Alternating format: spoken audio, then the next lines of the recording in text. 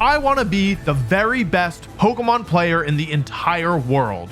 And the only way I can do that is to win the Pokemon World Championships. This tournament happens only once per year, with the best players from all over the globe qualifying to compete for a shot at the title in August.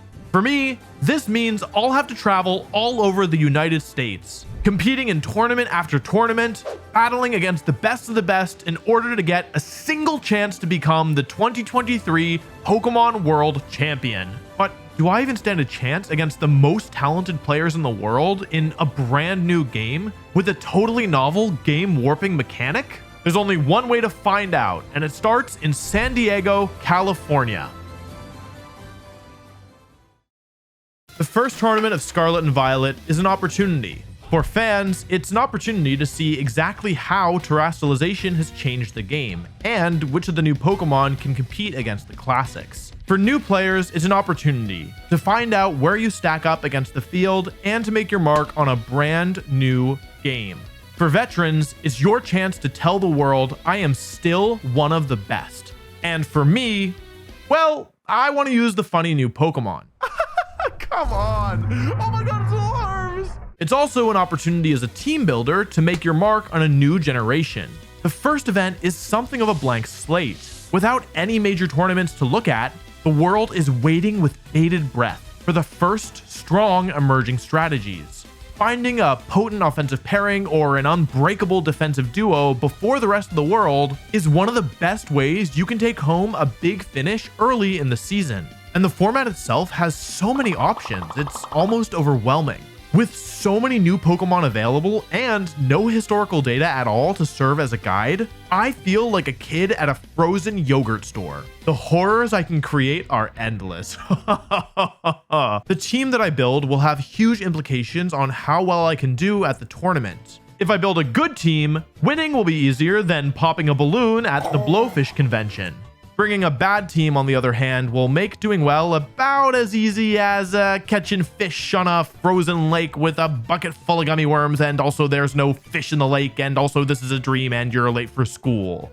After a lot of thought, I make a decision. The format is so open right now that this doesn't feel like the time or the place to take a huge swing with my team building by trying to use some of the wackiest stuff I can think of. Instead, I'll focus on Pokemon that seem to be some of the best Pokemon in the format, but I'll put my own Wolfey spin on them. Right out of the gates, it seems that the strongest duo consists of two fish. Dondozo and Tatsugiri introduced a brand new mechanic where if you put them on the field together, they combine into Pokemon's first super mech, making Dondozo super strong, but at the cost of only allowing you to use one attack per turn. I feel like especially this early on, there's just no way that players are going to be as prepared for Dondozo as they think they are. I'm pretty proud of the team I built. Dondozo and Tatsugiri have been a huge part of online play leading up to the tournament, but most of the time, Tatsugiri is only there to vibe out inside Dondozo's mouth. I've found a way of making Tatsugiri incredibly tanky, something that even after this tournament will be overlooked by top Dondozo players. It's able to support the team with disruptive moves, Icy Wind, and Taunt. I also want to use the new angriest chimp in town, Annihilate. I'll be using a standard set with a Choice Scarf and Final Gambit, which basically lets it function as a delete button for any one Pokemon in exchange for its own life. This is one of my main Dondozo counters since Dondozo versus Dondozo, yeah. I decided to deviate from the standard Terra type on Annihilate of Fire or Steel and instead use a Terra type of Grass. I think that on my team specifically, Grass is strong to get around Amoongus's Rage Powder compared to a more generic defensive type. I round up my team with format staples Meowscarada and Sylveon, add Armarouge for a Trick Room mode, and lock it in. The tournament arrives and my team is doing great. Tatsugiri is catching people off guard one after another as they attack into it expecting to take a knockout, only to be shocked as it sticks around time after time. I take a crucial win on the first day by using Terra Grass Annihilate to ignore Rage Powder and clinch a victory, letting me advance to the final bracket. With only 32 players left in the tournament, my heart sinks as I see my next opponent, James Beck. James is not only a friend and teammate of mine at Beast Coast, he's finished in the semifinals of not one, but two of the previous World Championships. In terms of skill and experience, he's one of the worst opponents I could run into now that a single loss means I'm out of the tournament. And the matchup is pretty brutal. James has lots of tools to shut down my Dondozo, including Amoonguss, who can tank a hit and put it to sleep, and Focus Energy Hydreigon, which can pick up a one-hit KO by ignoring all of Dondozo's boosts. Despite this, I'm able to win the first game with very precise maneuvering of Dondozo, waiting patiently to combine at just the right moment and dodging a crucial Terra-flying Brave Bird from James's Talonflame. In game 2, I make an incredibly risky play by leaving my Annihilate vulnerable in front of Talonflame, correctly predict that James won't go after it, and I pull off a devastating final gambit to nearly one-hit KO James's Amoonguss, the key threat. With Amoonguss down, Dondozo starts to run away with the game, and I'm able to take the victory and advance to the top 16, where I run into the eventual winner of the tournament. My opponent has a completely novel way of dealing with Dondozo that I haven't even seen before, and despite my Pokemon trying their best, I lose and am eliminated from the tournament. But I'm not upset. Finishing in the top 16 in a huge tournament with over 500 players is completely respectable, and it earns me enough championship points that I've got over half of the points I need to qualify for the World Championships. While some players might believe they lost because their team was bad, I know that with more experience, I could have won that set. And that makes me feel good going into the second event of the season, Orlando. The event that, although I didn't know it at the time, would end up being the biggest official Pokemon tournament of all time. And that's not the only reason this tournament's gonna be tough. The list of Pokemon legal for competitive play tends to change 2 or 3 times throughout every year, and Orlando is the first event of our second rule set. It's really similar to what we had in San Diego, but the 14 Paradox Pokemon are now legal. While some of these futuristic and ancient Pokemon wouldn't even be viable if they got a Mega Evolution, others will go on to become the stars of Scarlet and Violet. There's been whispers of Fluttermane blowing up entire teams that have been circulating through the community like a folk legend passed down through the generations. But as I'm looking through the Paradox Pokemon trying to decide which one I want to use, something catches my eye. It's a move, and an extremely unpopular one at that. But my heart starts to race as I realize the implication. Perish Song.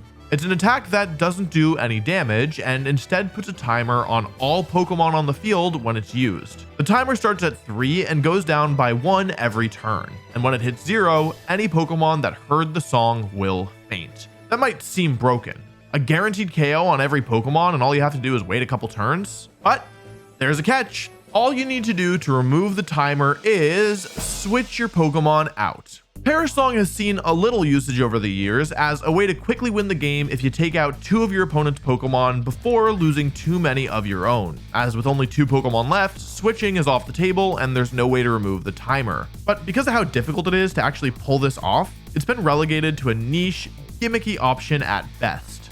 With one exception. See, there is one player who managed to win a tournament with a team built entirely around Perish Song. They pulled it off by combining the worst singing of all time with a particularly evil ability called Shadow Tag, which prevents opponents from switching out while the user is on the field. With the countdown timer of Perish Song and the trapping effect of Shadow Tag, the strategy known as Perish Trap was able to win a huge tournament back in 2015.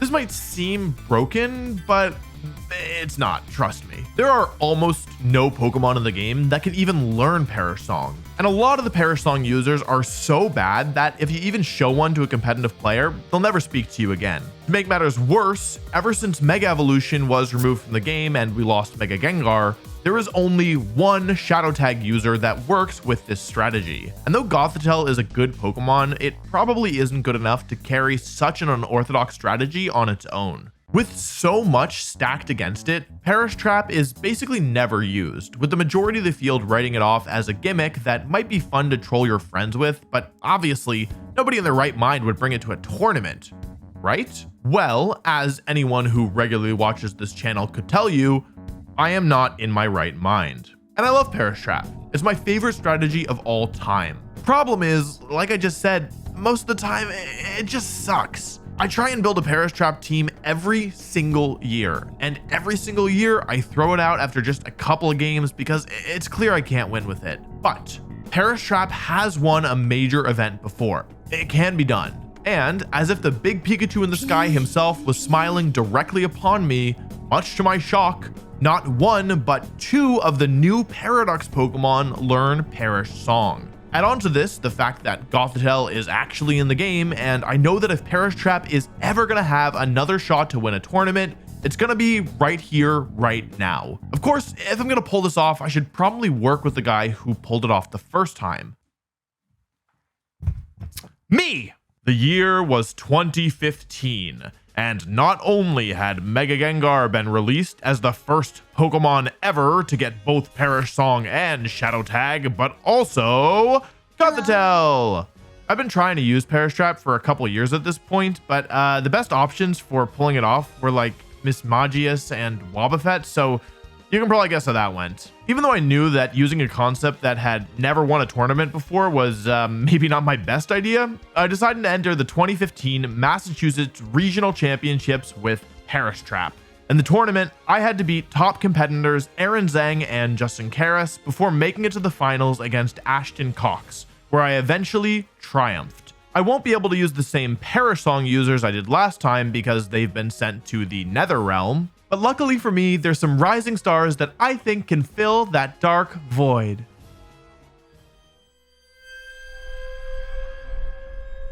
Screamtail, the ancient form of Jigglypuff, and Fluttermane, the ancient form of Mischievous. Both these Pokemon learn Perish Song, with Fluttermane serving a more offensive role and Screamtail a more defensive one. Add on to this the aforementioned only Shadow Tag user Gothitelle, and I have half my team figured out. Last time I used support Pokemon Arcanine and Amogus to weaken my foes with Intimidate and keep my team alive with Rage Powder and Spore. Both these Pokemon are in Scarlet and Violet, so I think I'm going to use them again to say thanks for not ending up in the Nether Realm. But now I have a problem. Shadow Tag doesn't work on Ghost-type Pokemon. And even worse, the new Pokemon Cheestring Man Gholdengo is immune to Perish Song altogether. I need a Pokemon I can rely on when Perish Song won't work. I need a hero. Palafin. It's a brand new Pokemon, and I've been making video after video saying, hey, I think this is one of the best new Pokemon, but almost nobody's using it. I think it's time to put my money where my mouth is. Before I know it, the tournament is here. I am so nervous. I've only brought a dedicated Perish Trap team to one other tournament, which means I'm risking messing up my perfect record. But ultimately, I want to prove I'm one of the best team builders in the world. And there is no better way to do that than to win with the hardest strategy to use in the game. If you want to watch the 1-hour breakdown I did going through the tournament in its entirety, you can check out the full video I made on it here. If you don't want to watch it, no worries. We'll be going through the important parts. The tournament begins and I sit down to play. Round 1, round 2, round 3. Win, win, win. I'm feeling good. Whenever I bring a really unorthodox team, I'm kind of worried I'll show up and find out that the only way I can win is if my opponents fall asleep. But then something completely out of the blue happens. I get put on the stream. My opponent is strong and has a great team that's difficult for me to handle, and for some reason, I'm like way more nervous than usual. I lose the set, meaning I can only afford to lose one more over the next 6 rounds.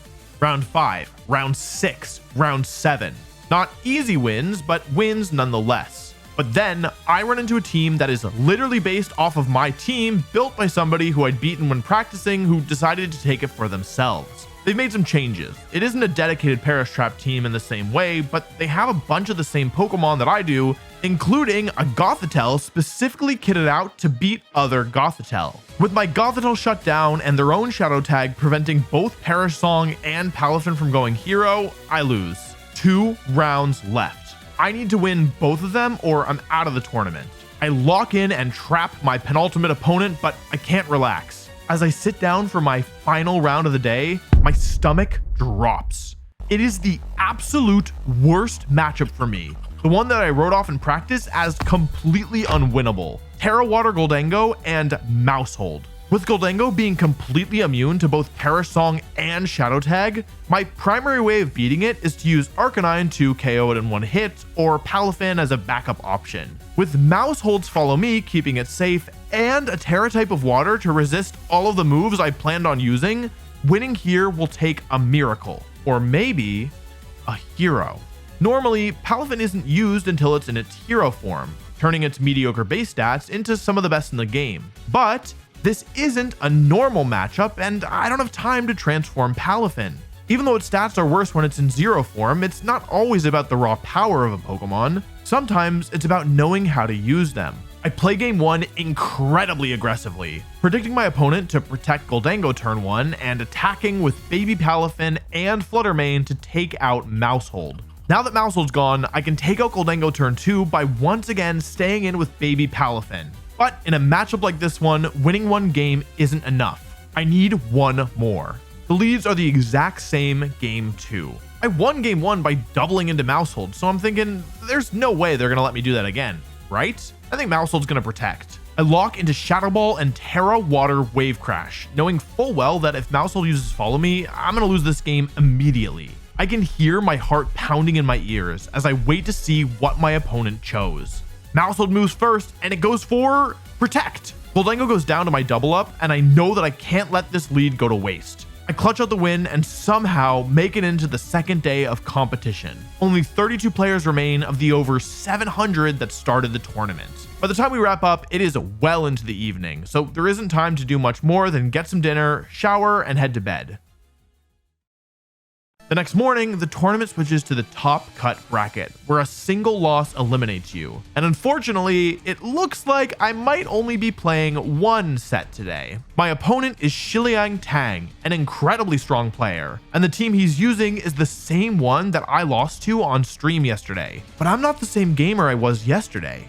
This time, I have a plan. The plan didn't work. I thought Shiliang would lead with Volcarona and Flutter Mane, so I made a game plan around that. But he led with Volcarona and King Gambit instead. Despite starting on the back foot, I win game 1 by combining my two modes, eliminating Volcarona with Perish Song and then using Palafin to get the win. Game 2 is much harder. I feel like if Shiliang brings the same Pokemon in the same order again, I can actually just win by leading with Perish Song and leaving Palafin behind. But he switches up his leads and I'm immediately on the back foot once again. I realize that if I'm gonna win, I need to sacrifice my Pokemon. And I gradually lose one after another to let the Perish counter tick down, eventually sending us into the end game. The winner will be determined by whoever guesses right on a 50-50 chance. I look deep into my soul. I think about every move Shiliang has made thus far, and eventually I run out of time and I pick an option randomly. It was the right move. I win the 50-50 and I advance to the top 16,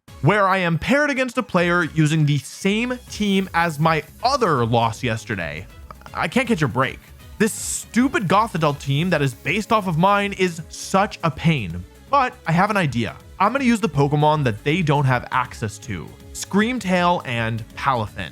It works, and I'm into the top 8, where I have to play against the only player in the tournament to have not dropped a single set, with a record of 12 wins and, let me count them, 1, 2, 3, 4, 0 losses. Unfortunately for them, that's about to change. Screamtail goes absolutely ham, and I advance to the semifinals without losing a game. My next opponent is a former world champion who has a Gothitelle of their own, making this a very precarious matchup. But I don't know, I'm feeling hot. I feel like I'm reaching my full potential with this team, like it's a natural extension of myself. Even though the opponent is strong and the matchup is scary, it doesn't matter. I'm locked in and I'm not stopping here. I win both games and I advance to the finals. But I am not prepared for who my final opponent would be. Ashton Cox, the exact same person I beat in the finals of my first Perish Trap win. My heart starts racing. Even though I'm playing well, having Ashton as my opponent adds so much pressure. Here's the thing. I play much better when I feel like I'm the underdog. And this whole tournament, I've been feeling like the odds were stacked against me. I'm using a team that nobody else will touch with a 10-foot pole. Even the people who stole my team dropped most of the Perish Song aspects. And every opponent I've been dealt in this top cut feels like they were personally selected to send me home. But now I start to wonder, Is this story actually about Ashton's redemption? Have I unwittingly become the favorite who's about to face the upset?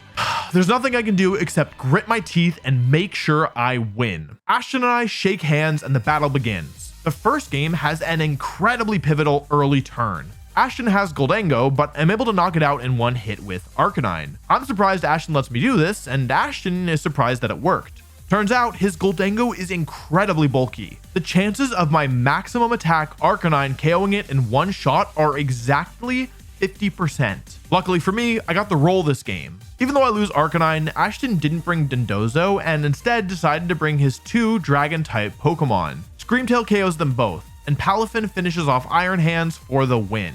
One more game and I'll be the champion of the largest Pokemon tournament of all time. But Ashton isn't going down without a fight. He switches up his Pokemon in game 2, bringing Dondozo this time and making an aggressive play early, getting a substitute up while I try and play defensively. I take way too much damage dealing with the stupid Dondozo, and even though I eventually do take it out, it's too little, too late. I lose game 2, and for the first time today, I have to play a game 3. My hands start to shake. I haven't been in an elimination game all weekend. This is the first time where losing the game means my tournament is over.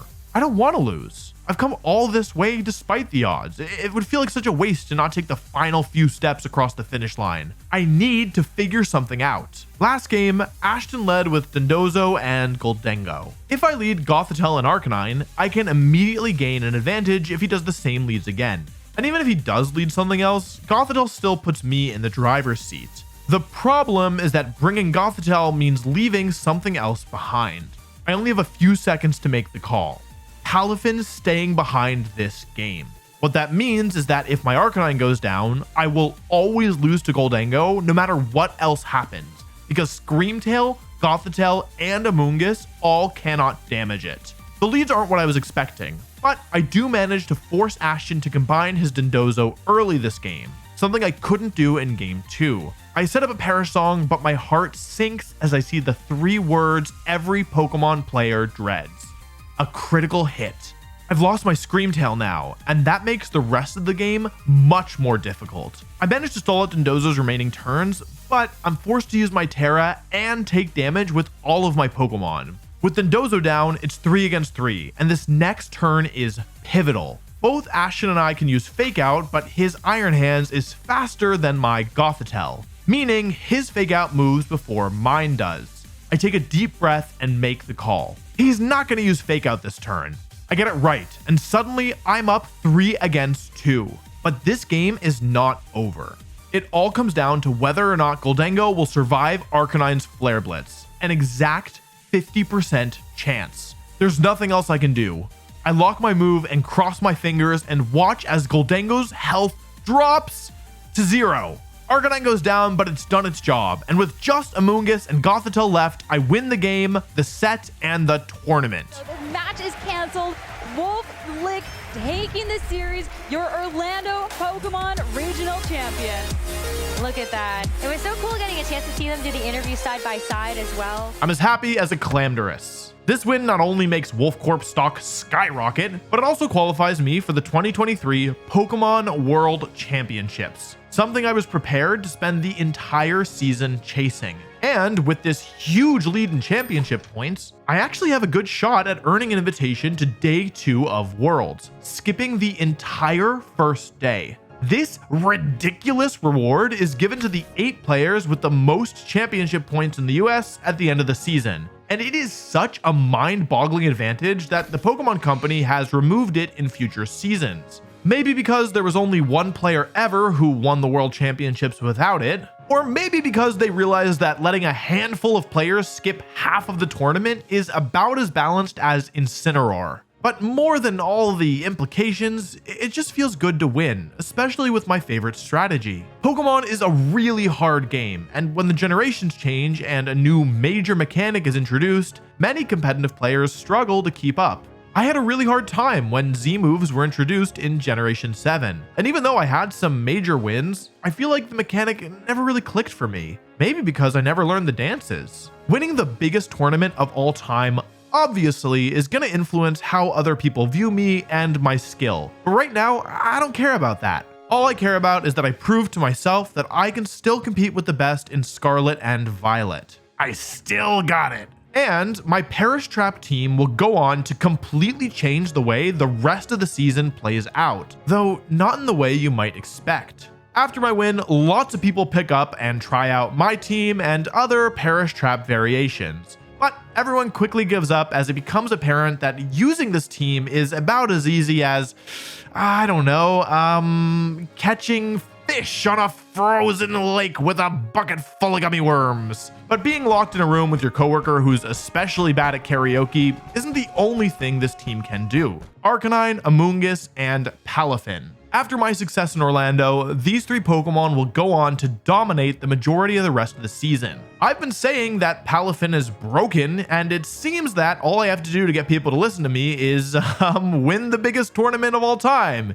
Easy. But I still have 5 events left this year before the World Championships, and I'm not just gonna go kick my feet up on a beach somewhere now that I've qualified for Worlds. My goal is to become the best player in the world this year, and that's not something you can do if you take your foot off the gas. My next event is Knoxville Regionals, and I need to build a new team. I mean, sure, I guess I could just bring my Perish Trap team again, but 1, it would be a lot harder to win with now that people have seen it and can practice the matchup, and 2, I'd much rather retire that team on a high note rather than keep trying to make it work when it's clearly time to move on until it eventually ruins its marriage.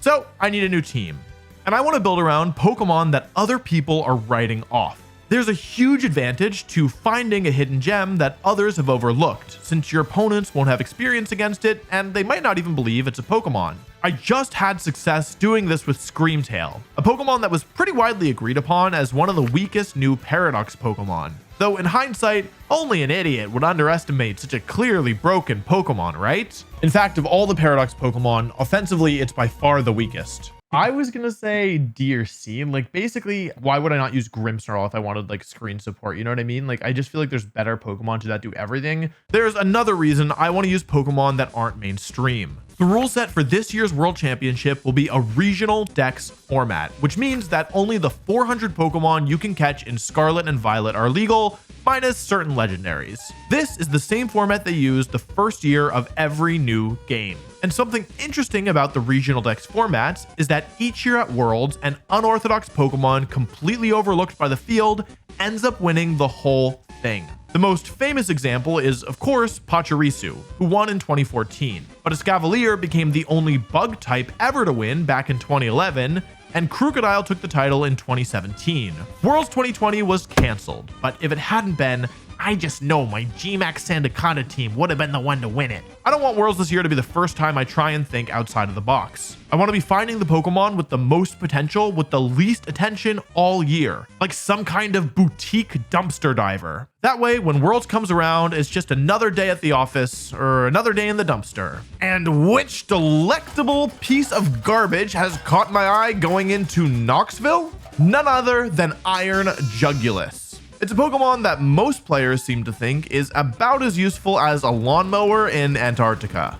Its stats are overall pretty good, but it has a hard time contributing to battle because as a special attacking flying type, it is not one of Game Freak's favorites. These poor, unfortunate souls have to choose between Air Slash, doing no damage, or Hurricane, doing no damage. Not to mention, there's already a dark and flying Tailwind setter that's mainstream, Murkrow. As much as I wish this was just a funny joke I made up, sometimes reality is stranger than fiction. Murkrow has been dominating these past few months. Its prankster ability allows it to use Tailwind before other Pokemon move, doubling its team's speed stats. It can hold the Eviolite item to increase its survivability, and it even gets Haze to completely nullify Generation 9's abomination, Dundozo. But Murkrow's stats are horrible compared to Iron Julius, even when you factor in the Eviolite. Plus, even though Jungulus doesn't have prankster, with a speed booster energy, it should be moving before any Pokemon that hasn't been working on their Regieleki impression.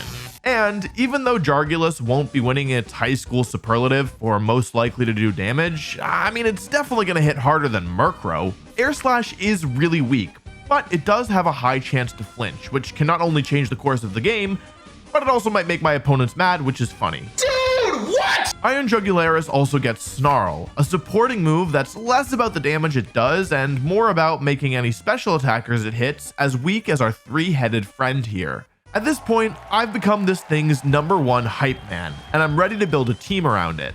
Since I've already checked my weird Pokemon box, there's nothing stopping me from adding the strongest Pokemon in the game. I do want to focus on Pokemon I haven't already used this season so that when Worlds comes around, I'll have experience with all the good stuff. And if we're gonna talk about the most broken Pokemon introduced in Scarlet and Violet, we've gotta start with the King. Come on, get that money. Money. Money.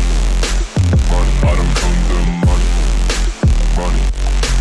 Gholdengo is the perfect Pokemon to pair with Iron Mugulus, since it was not designed with the well-being of Pokemon players in mind. Stupid typing, untenable stats, a signature move that could make Zacian jealous, and one of the single least competitive abilities of all time. It's the perfect partner since not only does it love Tailwind thanks to its middling speed stat, but also Terra Steel, Choice Specs, Make It Rain is the strongest spread move in the game at present, more than making up for the Hydra's performance issues. I also want to use some of the other Paradox Pokemon that I haven't used yet. I need help against Iron Hand since it beats both the Pokemon I have so far, so I'll try out Great Tusk with a Life Orb. I feel like at this point I'm relying on Tailwind just a little bit too much, so just to be safe, I'm also going to add Iron Bundle with a Focus Sash so that I can support my heavy hitters with Icy Wind without needing to bring Jangulus to every game. I also want to try out a 2 Pokemon Trick Room mode, and that probably means I want to use Assault Vest Iron Hands. That means my last slot has to set up Trick Room, and even though I just used it in Orlando,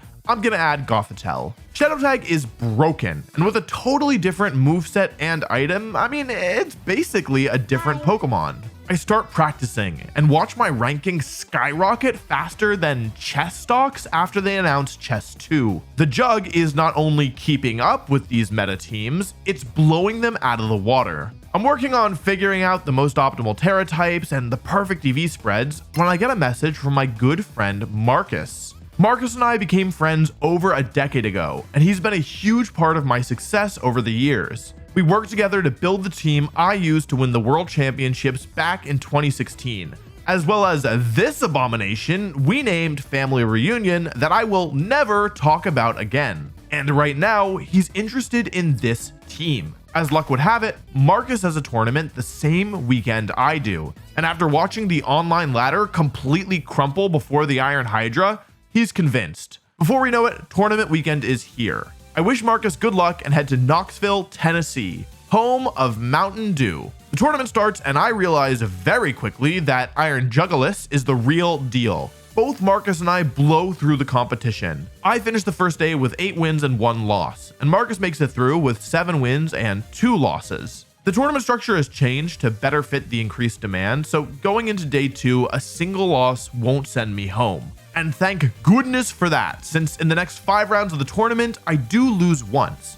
But with a final record of 12 wins and 2 losses, I advance to the final 8 players in the top cut bracket, where I run into an absolutely abysmal matchup. It should be impossible to win, but I play out of my mind and clutch game 1.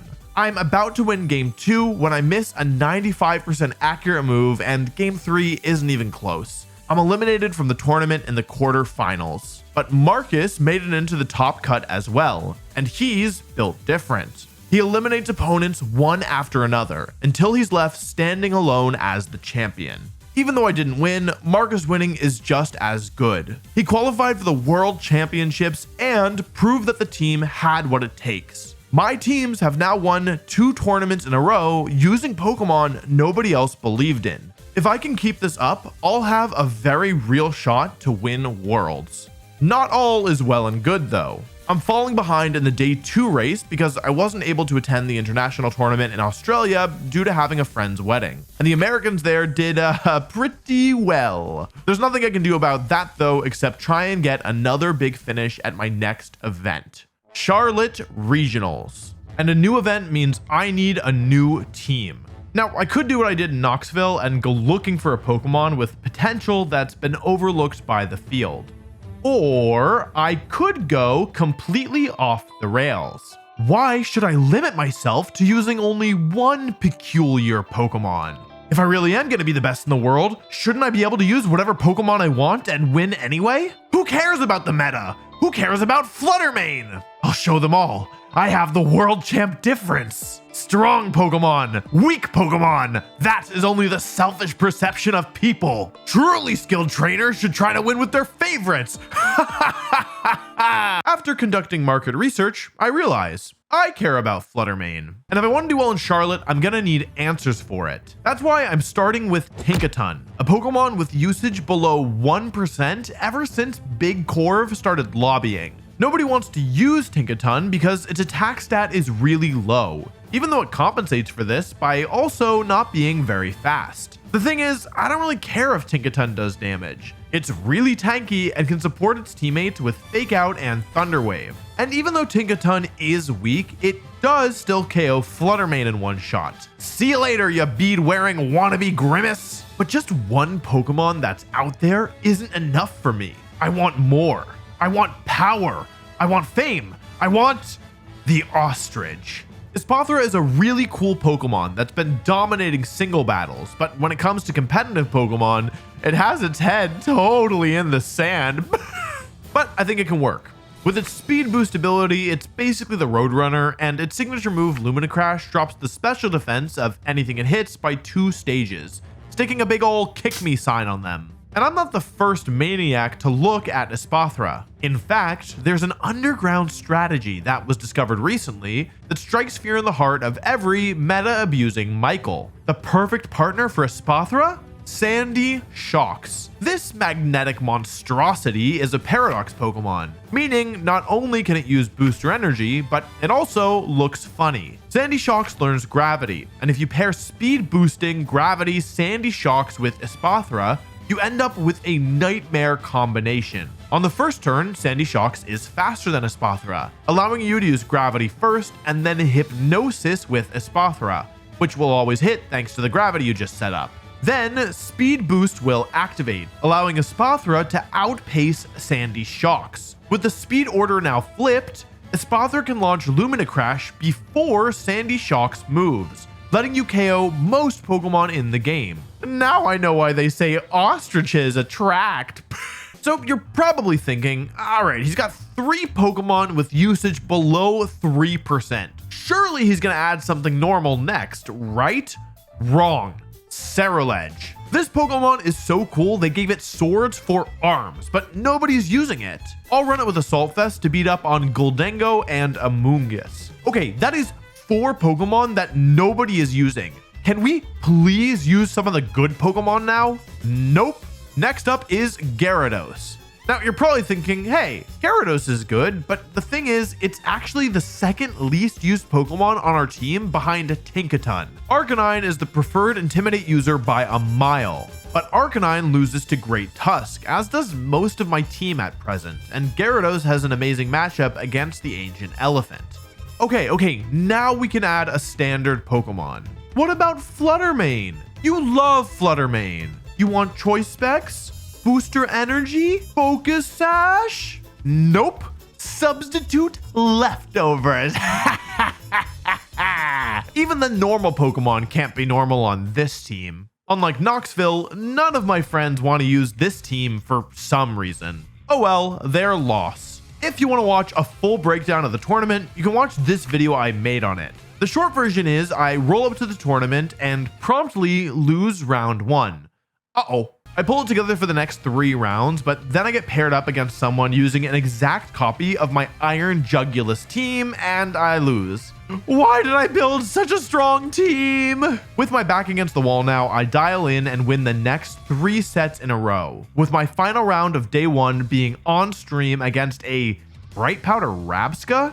My moves land true and I win, advancing to day 2, where I win 4 out of my 5 rounds. This is a good enough record to advance depending on the tiebreaker, but my tiebreaker sucks. I finished in the top 16. Not the big win I wanted, but honestly, not a bad finish given how out there my team was. But now I have a problem. My next event is Fort Wayne, and not only do I have only 5 days to build an entirely new team, but this is also the first event of the final rule set of the year. It's the exact same as our last rule set, except they've added the 3 Treasures of Ruin and Wo-Chen, who you can now forget about because it will never be relevant again. The thing is, these 3 Treasures of Ruin change the game in a major way because they are not only super strong Pokemon, but they also have game warping abilities, the likes of which we've never seen before. Building a completely new team in a brand new format on such a severe time crunch is going to be nearly impossible if I do it alone. So I reached out to my friend Aaron Trailer. Aaron is one of the best people I know, and we've been working together for years. Aaron didn't attend Charlotte, so he was able to spend some time learning the new format. He used that experience to prepare a 26-page breakdown of the format for me,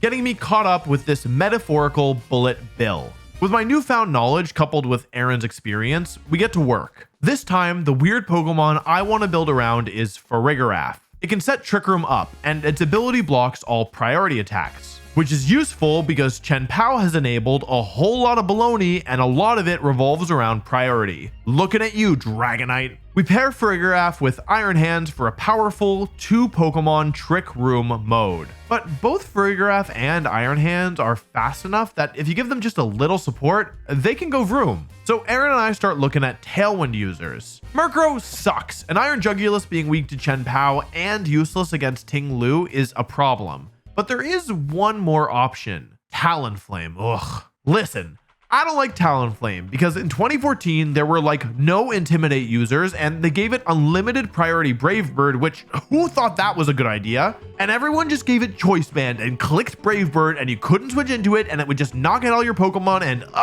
it just was not fun. But Scarlet and Violet Talonflame is reformed. And instead of being a homicidal maniac bird, it's now a nice, happy, supporting Pokemon that clicks friendly moves, Tailwind and Will-O-Wisp, instead of mean move Brave Bird. Since Talonflame is a Tailwind using Flying type, it makes sense to stick a strong Earthquake user next to it, which means we're looking at either Old Elephant or Baby Shark. Great Tusk is super frail, and I haven't tried Garchomp yet this season, so the choice here is obvious. With 2 slots left, I want to try out one of the new Treasures of Ruin. Aaron and I decided on Chen Pao because we have a couple physical attackers who can benefit from its ability, and because we hate Dondozo and Chen Pao learns Haze. With just 1 slot left and only 1 special attacker on the team, it makes sense to add the #1 Pokemon in the game, Fluttermane. It's clear that Fluttermane is just one of the best Pokemon, and I think there's a good chance I'll bring it to Worlds, so I want as much experience with it as I can get. Aaron and I finalize the team and head to beautiful Fort Wayne, Indiana. We both know that entering a tournament without much experience with your team is a gamble, so we can't take any wins for granted. But despite the absurd time crunch, the tournament is going remarkably well. Aaron and I both make it through the first day, me with 8 wins and Aaron with 7. But we had no idea the horror that awaited us on day 2. See, there actually was a dominant team in this tournament that only some of the top players knew about, and neither Aaron or I had faced those foes on day 1. But that's about to change, as a huge chunk of the day 2 field is using this one team. The team revolves around Ting Lu, the tankiest Treasure of Ruin and maybe the tankiest new Pokemon introduced in Scarlet and Violet.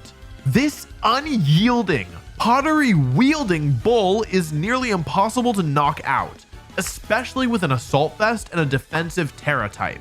And failing to knock it out can be disastrous. Almost as if the big Pikachu in the sky is punishing us for having too much fun this year, every single Ting Lu is using Fissure. For Aaron and I, the only real way to hit Ting Lu is with Iron Hands and maybe Fluttermane, but with Terra Poison, both these options are removed. Pair Ting Lu with Amoonguss for healing and Spore, and Arcanine for Intimidate and Will-O-Wisp, and there's absolutely nothing we can do.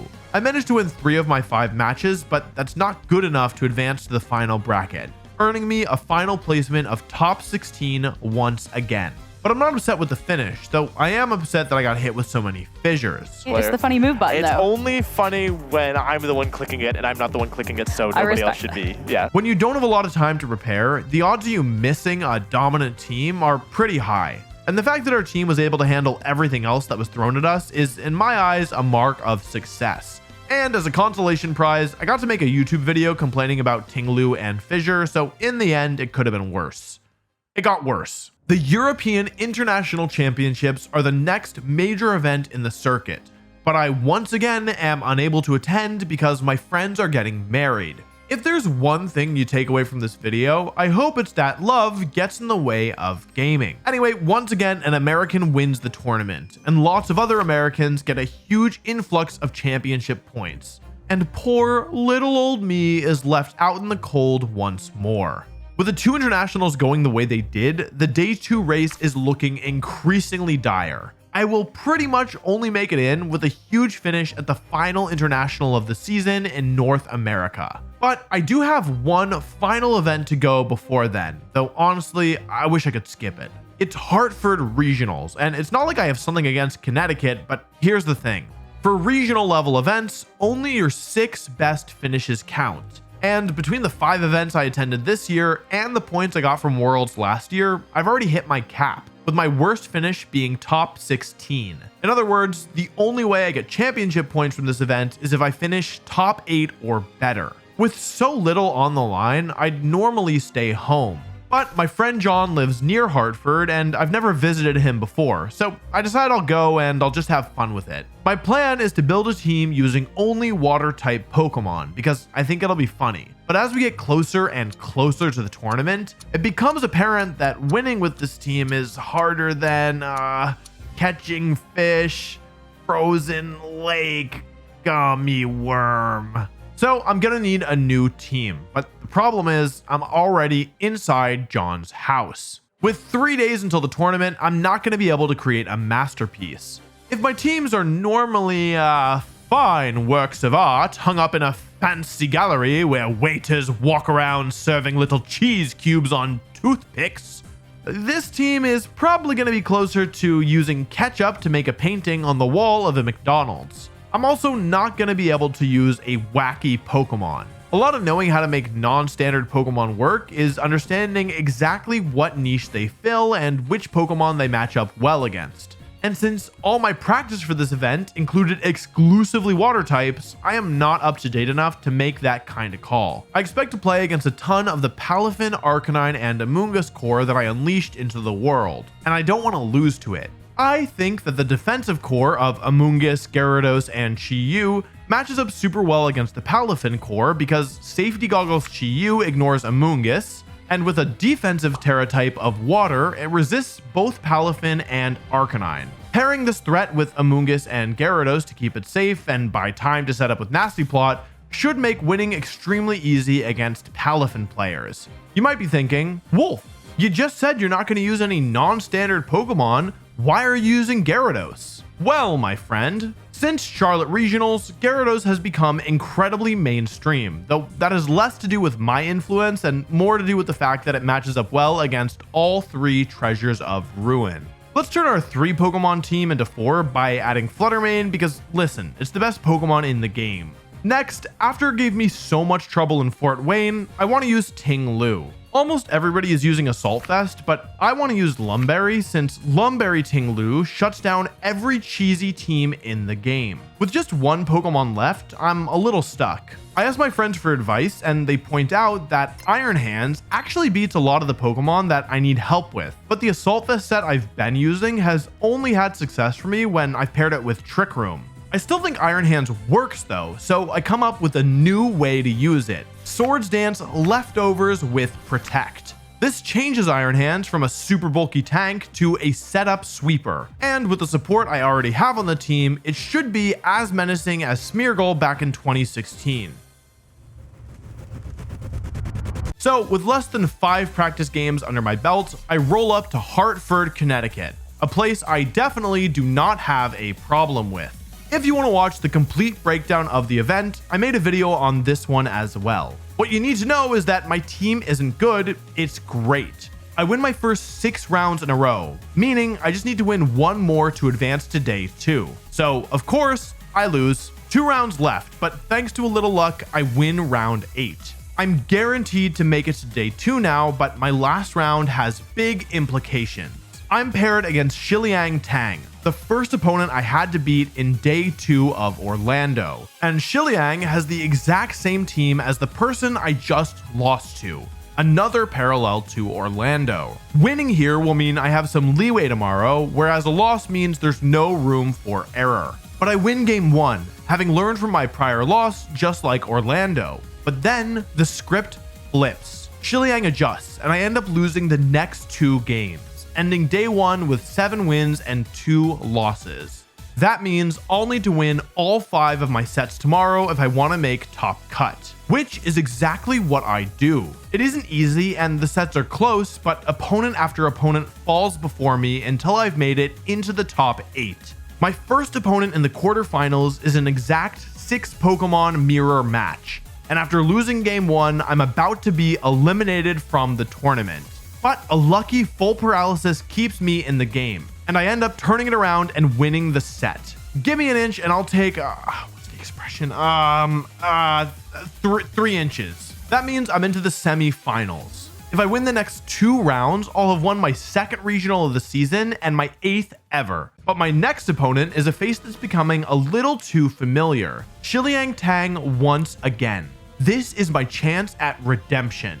Shiliang completely blows me out of the water. Our first set was close, but with this one, I never really had a shot. At the time, I thought the matchup was really difficult, but looking back, it was completely winnable. I really got burnt for not having more experience with my team, since what I needed to do to win was use my Pokemon in a different way than I'd been using them for most of the tournament. Even though it does suck to lose so close to the end, I feel really lucky that I actually got championship points and put on a good performance despite having such limited time to prepare. With Hartford behind me, there is only one final event before the Pokémon World Championships. The North American International Championships, aka US Nationals. Despite this being my most consistent season ever, I am currently not in the top 8 in championship points in the US, meaning I need to pass some people in order to earn that coveted Day 2 invitation. Realistically, I probably need to place 4th or better in order to safely guarantee the spot.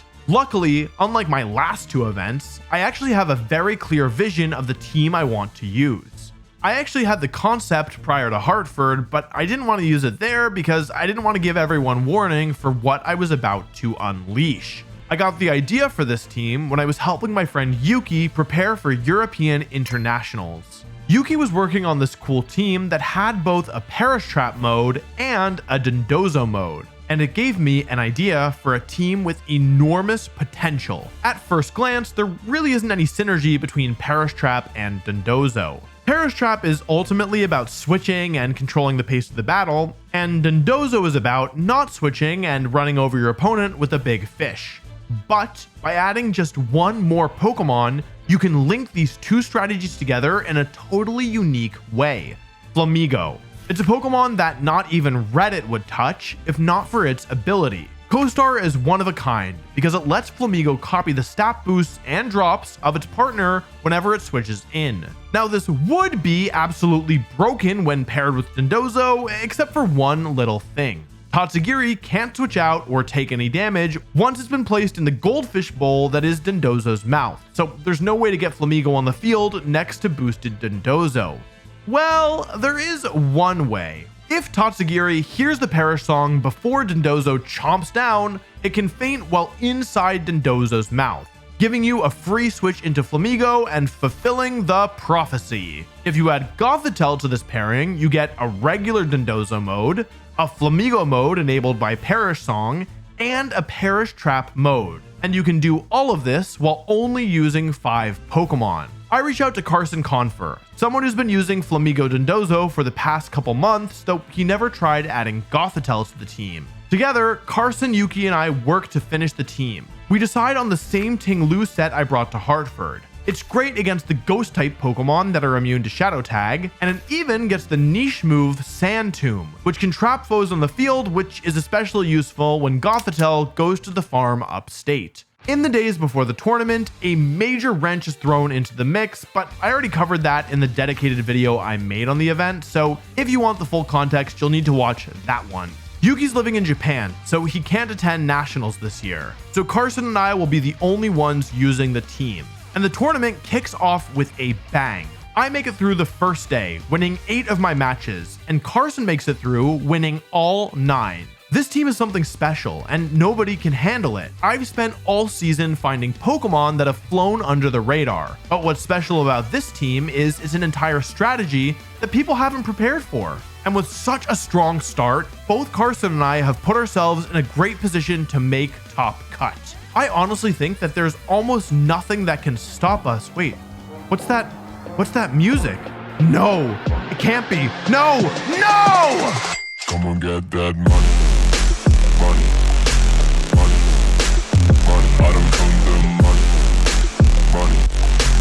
Gholdengo is once again here to ruin my day. I didn't play many day 1, but day 2, I just keep drawing Gholdengo after Gholdengo. Bad matchup after bad matchup. I lose 2 of my first 4 rounds, but to my shock, my tiebreaker is really good. If I win this final round, I'll have a very real shot of making the top 8. But it's the single worst matchup for me. The one I spent the week leading up to the tournament practicing. After so many nail-biter sets that kept just barely coming down to the wire, I don't have enough juice in the tank, and I lose the set, earning me a 19th place finish in the tournament. My day 2 dreams are crushed as I'm left with my worst performance of the year. To make matters worse, Carson also missed top cut, despite winning 1 more set than I did. And for the first time all season, I'm really frustrated with the loss. In part because I feel like if you play this tournament over and over again, I probably do better most of the time. There were a lot of things out of my control that worked against me, such as the abysmal matchup luck I hit in day 2. I really do think that this team was good enough to win the entire tournament. And so to be left with my worst finish of the season is really frustrating. And that's not to mention the huge implications here. If I'd attended just one of the other internationals, I'd probably have gotten the day 2 bye at Worlds, but I didn't. And it's frustrating because despite going to more events this season than I ever have before, and doing well at all of them, I mean, I never even got eliminated on day 1, I'm no better off than if I'd taken the season off after Orlando. Why did I try so hard? Push myself so far if in the end it didn't even matter? But then I remember, being the best in the world isn't about putting yourself in the position where it's easiest to win. It's about mastering the game and beating every single person put in your path. Sure, I didn't earn a reward for going to all these events, but I did get experience. I used more unique Pokemon than any other player this season. And all of that practice, all of those learnings, ultimately, that's the reward for me. When I won the World Championships, I did it having to go through day 1. And if I have to do it again this year, so be it. I am Wolfey. I have mastered this format and I have never before felt so prepared going into the World Championships. Kind of letting this one drag on a little bit, buddy, huh? Wait, I think we can go to the next section. I feel like that take was good. I feel like we can wrap this one up, right? Why are we still here? You're not setting this up to be a big twist, right? That's not why we're still rolling. You're not going to seriously tell me that I'm not actually as prepared for the World Championships as I think I am, right? Right? Right?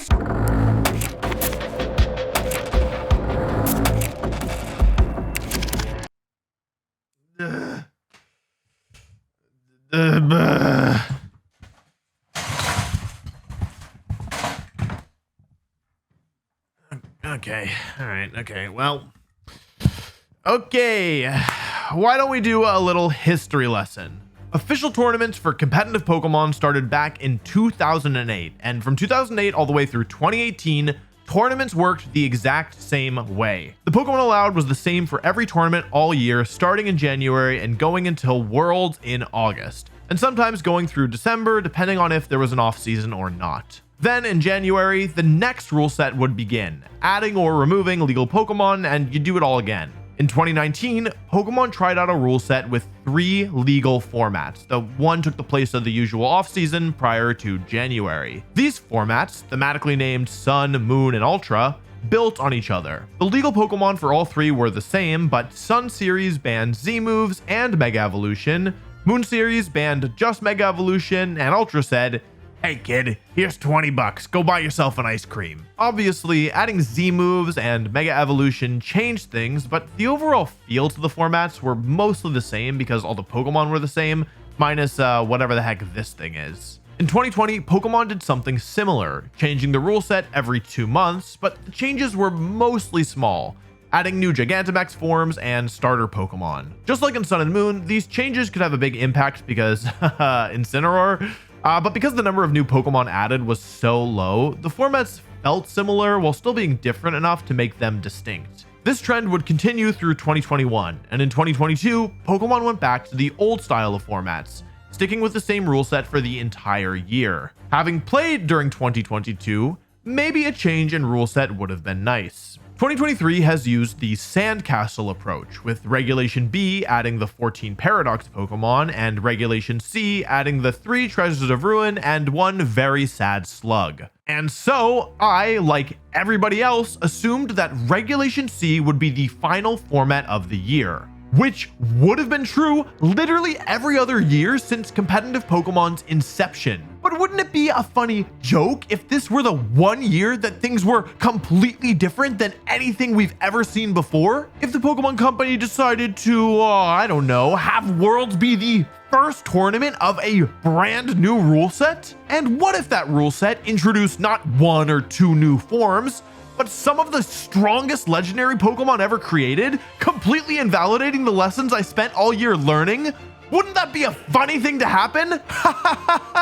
Go on, laugh! It's funny, right? Laugh! This is the introduction to our story's villain, Regulation D. Now, Regulation D sounds like something you'd hear in a boring meeting about company policy, but unfortunately for me, it's a little bit too exciting. Regulation D is what most of us expected 2024's rule set to be. It's a national dex format, which in every generation prior has been the rule set of the second World Championships, which, if you're good at math and you want to do just a little bit of calculation, you might come to realize is not the first. This new rule set introduces Pokemon with power levels that completely blow a lot of the Pokemon we've gotten used to using all year out of the water. There is no reason to use Iron Jugulus with Tornadus around. And do you think I could have won with Perish Trap while Urshifu was hitting through Protect? You think we'd be using Arcanine and Gyarados with Landorus Therian available? Adding so many high power Pokemon not only makes basically everything I learned about the format this year totally worthless, it not only means that the wide range of Pokemon I spent the format using and mastering has been cut in viability by over half,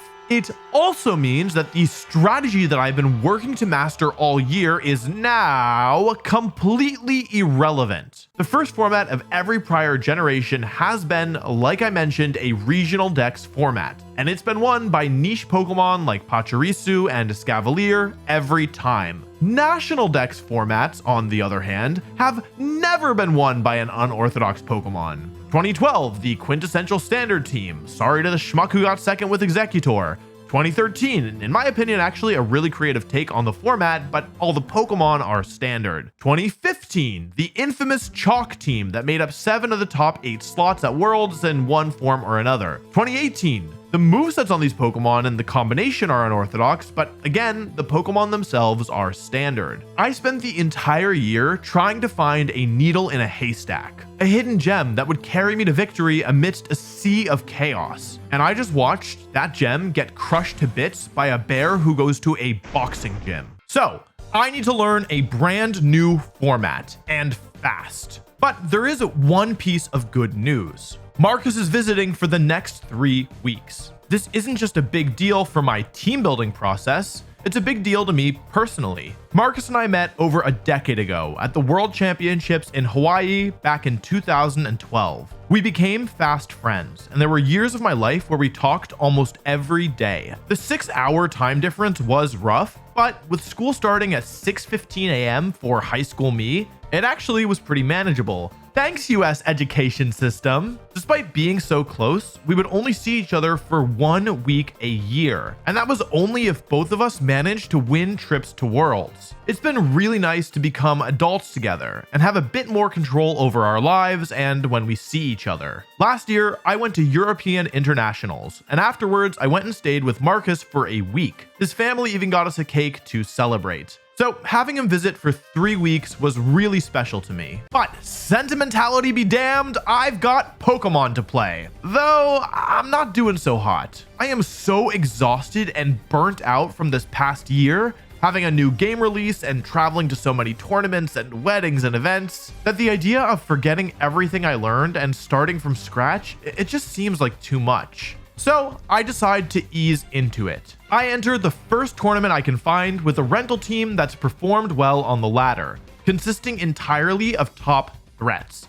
If you want to watch the whole hour-long tournament run, you can find it here. The short version is I did pretty well, making it into top cut before falling in the top 8. But this team just doesn't feel good to me. The Pokemon are clunky and difficult to position, and finding ways to win the game is really unintuitive. So although I got some experience in the format, I don't feel any closer to having a Worlds team. I've already used one of my 4 weeks before I leave for Japan.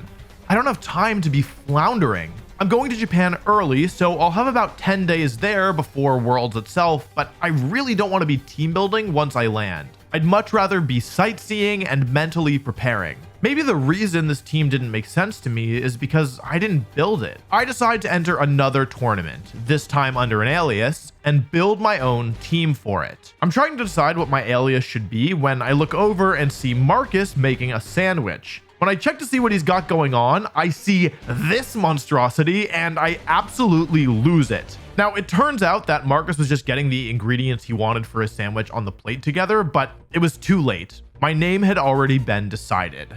I would become Pickle Dog. Pickle Dog builds his team around some of the strongest new Pokemon introduced. Urshifu, Hisuian Arcanine, and Rillaboom, paired with returning standouts Chenpao, Fluttermane, and Goldengo. And I'm able to use this team much better than my last one, playing out of my mind in multiple sets, such as this one where I KO my own Pokemon in order to get Fake Out in again the next turn, and then win the game by attacking myself once again to remove Urshifu's Choice Scarf, letting me switch moves. I've uploaded all 14 rounds of this tournament to the Patreon, if you're interested in watching this team that I never revealed publicly. But there is a reason that you've never seen this team before. Even though I could use it really well, the team itself wasn't great. It wasn't that this team enabled me to play out of my mind, it kind of forced me to. Without getting hard reads right, I couldn't win battles. So even though I performed well and I finished in the top 8,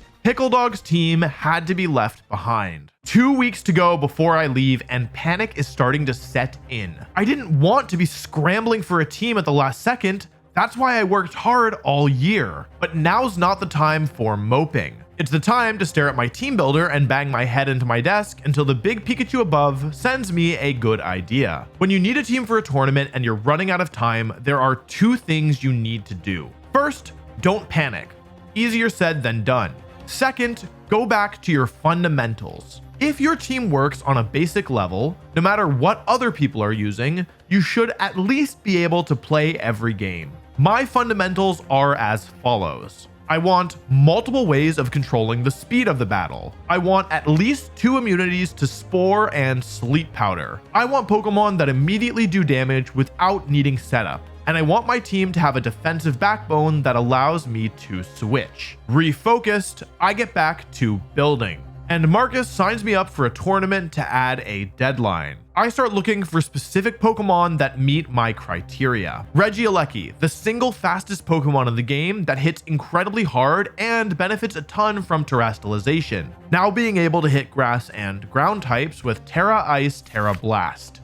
Rillaboom, an offensive support Pokemon with great bulk that's immune to Spore. Safety Goggles Arcanine, a defensive fire type that increases my team's survivability with Intimidate and its damage with Helping Hand. Choice Scarf Urshifu, completing the Fire, Water, Grass backbone and providing both speed and power. Farigiraf, giving me another way of controlling the speed of the battle with Trick Room, and Sneasler, a setup sweeper that is so fast it can outspeed Pokemon in Tailwind. I made a video on the tournament I entered with this team and how I actually managed to win it. In the aftermath, I finally feel like I have direction. Sneasler, maybe we leave it behind. But Regieleki paired with Arcanine and Rillaboom is an incredibly potent offensive and defensive core, and Farigiraf feels amazing as a Trick Room setter that makes priority users like Dragonite and Chien-Pao very sad. Marcus and I sit down and get to work. Sneasler needs to go, and Urshifu feels like a weak link too. Now, we probably want a Water-type Pokemon, and we also want a Pokemon that works under Trick Room that we can pair with Farigiraf.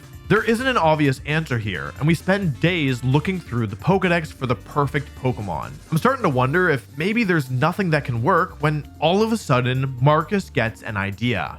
Basculegion. We hadn't considered it because it's a Pokemon we'd never used before, and right now it's pretty much being used exclusively on teams with Rain because of its Swift Swim ability, but Basculegion can be so much more. It has the ability Adaptability, which powers up its already strong Ghost and Water type moves. Pair this with the overpowered new move Last Respects, which gets stronger the more of Basculegion's teammates have fainted, and the absurd synergy with Farigiraf, who shuts down Sucker Punch, which would otherwise ruin Basculegion's day, and we realize quickly we've got something good. With 1 week to go until I leave, Marcus and I send the team to Aaron, Yuki, and Carson, who have been working on their own teams alongside us, and they quickly see the vision. After just a few practice games, we call it. We have something special, and we don't want other people to catch on. We're going to stop playing publicly before anyone else realizes how strong this team is. There is one problem though. We only have 5 Pokemon. I try out Urshifu Dark in the last slot, but it isn't really doing much. I cycle through a bunch of different Pokemon. Urshifu Water, Sneasler, Landorus Incarnate, Moltres Galar, Garganacl, but nothing really feels right. It's probably okay though, since the first 5 Pokemon are doing so well already. With just days before my departure, Marcus heads back home to Germany, and I get ready to go to Japan for the first time. I bid farewell to Dracovish Bed and step onto the airplane, on my way to the birthplace of Pokemon.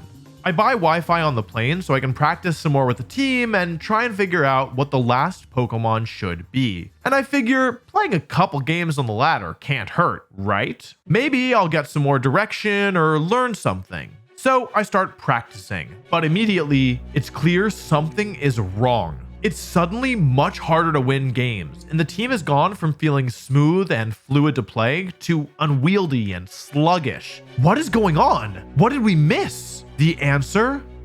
Nothing. This isn't like Fort Wayne where Aaron and I just hadn't heard about the main team going into the tournament. This is something far worse. The format has changed. Not in the rule set, of course, but in the teams people are building. This is the least amount of time we've ever had to prepare for Worlds. It's the only tournament of the format, for crying out loud. And this ridiculously compressed timeline is basically acting like a pressure cooker for the format. Innovations that would typically take weeks to discover are popping up every day, and the quality of teams is evolving at a never before seen rate. This is all exacerbated by the only way to practice being public online tournaments, where it's very difficult to hide successful ideas. A team that worked 3 days ago could already be outdated. And we built our Basculegion team over a week ago. But I'm already in the air. I'm already out of time. With just 10 days until the tournament, my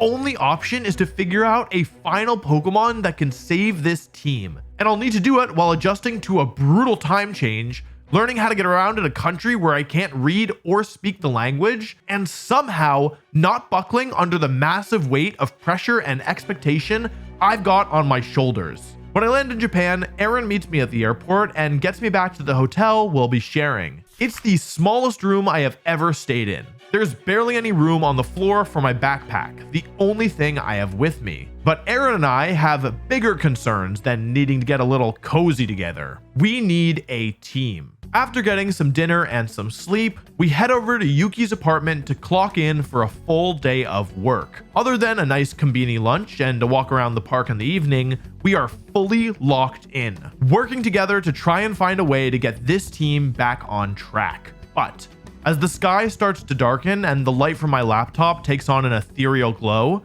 we sit back collectively defeated. We are no closer at the end of the day than we were at the start. And the next day, it's the same thing. and the day after that too. Marcus arrives and now there's 4 of us, but we can't get this team to work. Idea after idea, Pokemon after Pokemon. No matter what we try, it just always falls short. And the pressure and the stress are building. Pokemon isn't like other games. Even if you don't practice, you can still show up to play Melee or Chess or Calvin Ball or most other games. And ultimately, it'll really just depend on how well you play on the day of the event. Pokemon isn't like that. If you do not have a team, you cannot play in the tournament. There are 5 days to go until the World Championships, and that means we have to use our final gambit. Yuki recommends we go to Enoshima Island, a favorite spot of his full of breathtaking shrines, surrounded by a sparkling sea. We've rented the upstairs floor of a sauna to sleep in,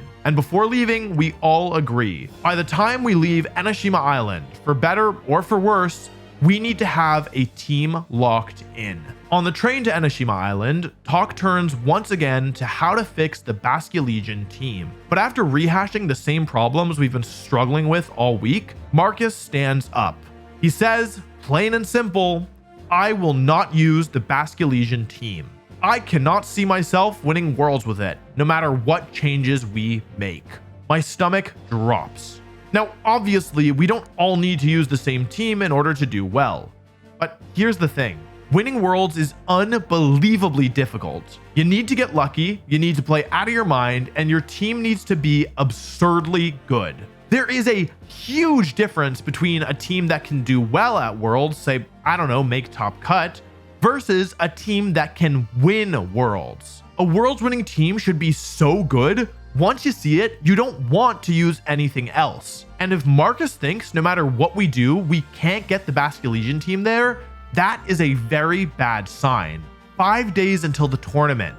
Is that enough time to not only build a new team from scratch, but also master it to the point where I can win Worlds? Or should I stick with the flawed team I've been using and accept that it probably won't be perfect, but at least I'll know the issues better than anyone else? It's a decision I've never had to make before. I don't know what the right answer is, but our train is approaching the station, and for me, that means it's time to make a decision. I look around at my friends, at these people who share the same dream that I do, that have worked as hard as I have all year, and I make the call. We are going to drop everything and start anew. The Basculegion team is the safer option, and on the whole, we might do better with it. But Marcus is right. It's not a team that can win Worlds. Going back to having absolutely nothing is so scary, but if one of us is going to win, it's our only option. By the time the train arrives, it's already dark out. We walk to the sauna, get unpacked, and get organized. The real work starts tomorrow. 4 days to go until Worlds. And this is our one full day here. Our only real shot to put a brand new team together. So we get to work. The first step isn't to draw an evil symbol on the floor and try and summon Incineroar. It's to synthesize everything we've learned about the format thus far. The first thing we do is figure out which Pokemon we expect to play against the most often. There are technically over 400 Pokemon legal, but realistically, only the top 20 or so most popular Pokemon actually matter. Marcus realizes that there are 3 main types of teams. Tailwind teams, Trick Room teams, and general good stuffs, which don't have a set form of speed control. The Pokemon these teams use have become extremely standardized, and Marcus creates this super helpful Venn diagram to help get us started. Now that we know what we're up against, we need to figure out how to beat it. The gang splits up so each of us can individually stare at Cerebi.net. But after an hour, we come together to share our thoughts. Just like when it's the last day of a group project and nobody has done any work yet, everyone has different ideas for where we should start. Each of us independently noticed how strong flying type moves are, since only 2 Pokemon on our Venn diagram actually resist them. The other thing we can all agree on is having strong speed control, more specifically either Tailwind or Trick Room. Now that we have some potential starting points, it's time to test. We split into 2 groups. Aaron and I try and build around Clear Amulet Landorus, while Yuki and Marcus try out the pairing of Iron Bundle and Urshifu. After an hour of building and testing, the 4 of us reconvene and quickly realize nobody found anything they liked. It's 1 in the afternoon, but it's clear that we need a break and some lunch. We go for a walk around Enoshima Island. enjoying the delicious street food and beautiful scenery, but there's a dark shadow looming over our trip. We don't have a team, and this is really and truly our final shot. The timeline has been shortened from days to hours. This is it. With our stomachs full, we return to the sauna for one final push. Everyone else starts poring over our idea list, but I'm not fully present. See, the whole time we were out, I couldn't stop thinking about Marcus's Venn diagram. There's only 16 Pokemon on this page. These Pokemon are really strong, but with such a limited number, I just feel like we should be able to come up with something that can beat all of them. I asked Marcus for the diagram paper and start staring at the Tailwind Circle like I'm Nicolas Cage trying to find the map on the Declaration of Independence. This is a lot of Pokemon, but I just feel like there's something that can beat all of them. I mean, obviously Incineroar, but one, that's not in the game, and two, it beats all Pokemon, so that's like kind of a cop-out. No. What I'm thinking about is more tangible. No, more handsable. Yeah, it's Iron Hands. Let's take another look at our list. Iron Hands with an Assault Vest beats Goldango, Heatran, Urshifu Dark, and Tornadus. Now, if Iron Hands terrestrializes to water, it can beat Fluttermane, Urshifu Water, Chi-Yu, and Chen-Pao as well. We've been trying to beat Tailwind teams by wresting speed control from them with our own Tailwind or Trick Room. But I realize, with enough defense, it doesn't matter that we aren't moving first. If Tailwind teams normally function by hopping in a supercar and running over their opponents, Iron Hands with the right support can become a solid brick wall. Of course, Iron Hands doesn't beat every Pokemon on this list. There's still Amoonguss, Rillaboom, and Landorus, and a little more help for Fluttermane, Urshifu Water, Chi-Yu, and Chen-Pao would be nice in case we don't want to terrestrialize. There is a clear place to start looking for an answer: Grass-type Pokemon. A Grass type not only helps with Amoonguss, Rillaboom, Urshifu Water, and Fluttermane, but it's almost mandatory to have one on every team because the resistance to Urshifu's Surging Strikes and the immunity to Amoonguss' Spore is just really important. So we either want Amoonguss or Rillaboom, since Ogerpon and Sinistcha aren't released yet, and the next best grass type is Terra Grass Iron Hands. It's not Wo-Chen, I'll tell you that much. We already used the Assault Vest on Iron Hands, which is the item all of us prefer on Rillaboom, so Amoonguss is the obvious choice. So with Amoonguss and Iron Hands, we should not only have two Pokemon that are generally strong and flexible, but also have a good matchup against one of the main archetypes we expect to play against. That's what I'm hoping, at least. I share my theory with my friends and they see the vision. It might not be perfect, but when you're out of time, perfection is only a concept. 2 Pokemon chosen, 4 to go. Surprisingly, the next slot is easy. It's the #1 Pokemon in the game, Fluttermane. We all have experience with it, and frankly, I'm sure it'll win the World Championships this year. We can figure out the details for item, moves, and stats later. We still need more help against some of those problem Tailwind Pokemon, namely Landorus, Therian, Chen-Pao, Rillaboom, and Amoonguss. Not to mention, we need to start thinking about some of the Pokemon in the other archetypes, especially Cresselia and Ursaluna. We also want Speed Control, Intimidate, and another Urshifu resistance. This is a lot of things we're looking for, so maybe we should start with finding an Intimidate user because there's only a couple good ones in the game. Now, the clear best Intimidator is Landorus Therian, but that doesn't help with Chen-Pao, Urshifu, Cresselia, Ursaluna. Heck, even Rillaboom and Amoonguss can be a problem if you don't have your Terra available. But there really aren't that many Intimidate Pokemon. Is there actually one that's strong against such a varied list of Pokemon? As it so happens, yes, there is one. And I've actually used it twice this season already, Gyarados. With Taunt, it shuts down Cresselia and Amoonguss. With its immense bulk, its great typing, and Intimidate, it's a real problem for Rillaboom, Ursaluna, Chen-Pao, Urshifu, and Landorus Therian. And it has Thunder Wave, providing some speed control and working especially well with Iron Hands. Now, Gyarados is at this point a very niche pick. Almost nobody would consider it now that Landorus is back. But I spent all season betting on Pokemon that other people overlooked that I thought were good enough. I'm not going to stop now. 4 Pokemon down and 2 to go. We have a water type, we have a grass type, we probably want a fire type. At present, there's only 2 fire type Pokemon we'll consider: Heatran and Chi-Yu. Heatran is tankier and has way better defensive typing and stats, whereas Chi-Yu is faster, frailer, and can set up and sweep.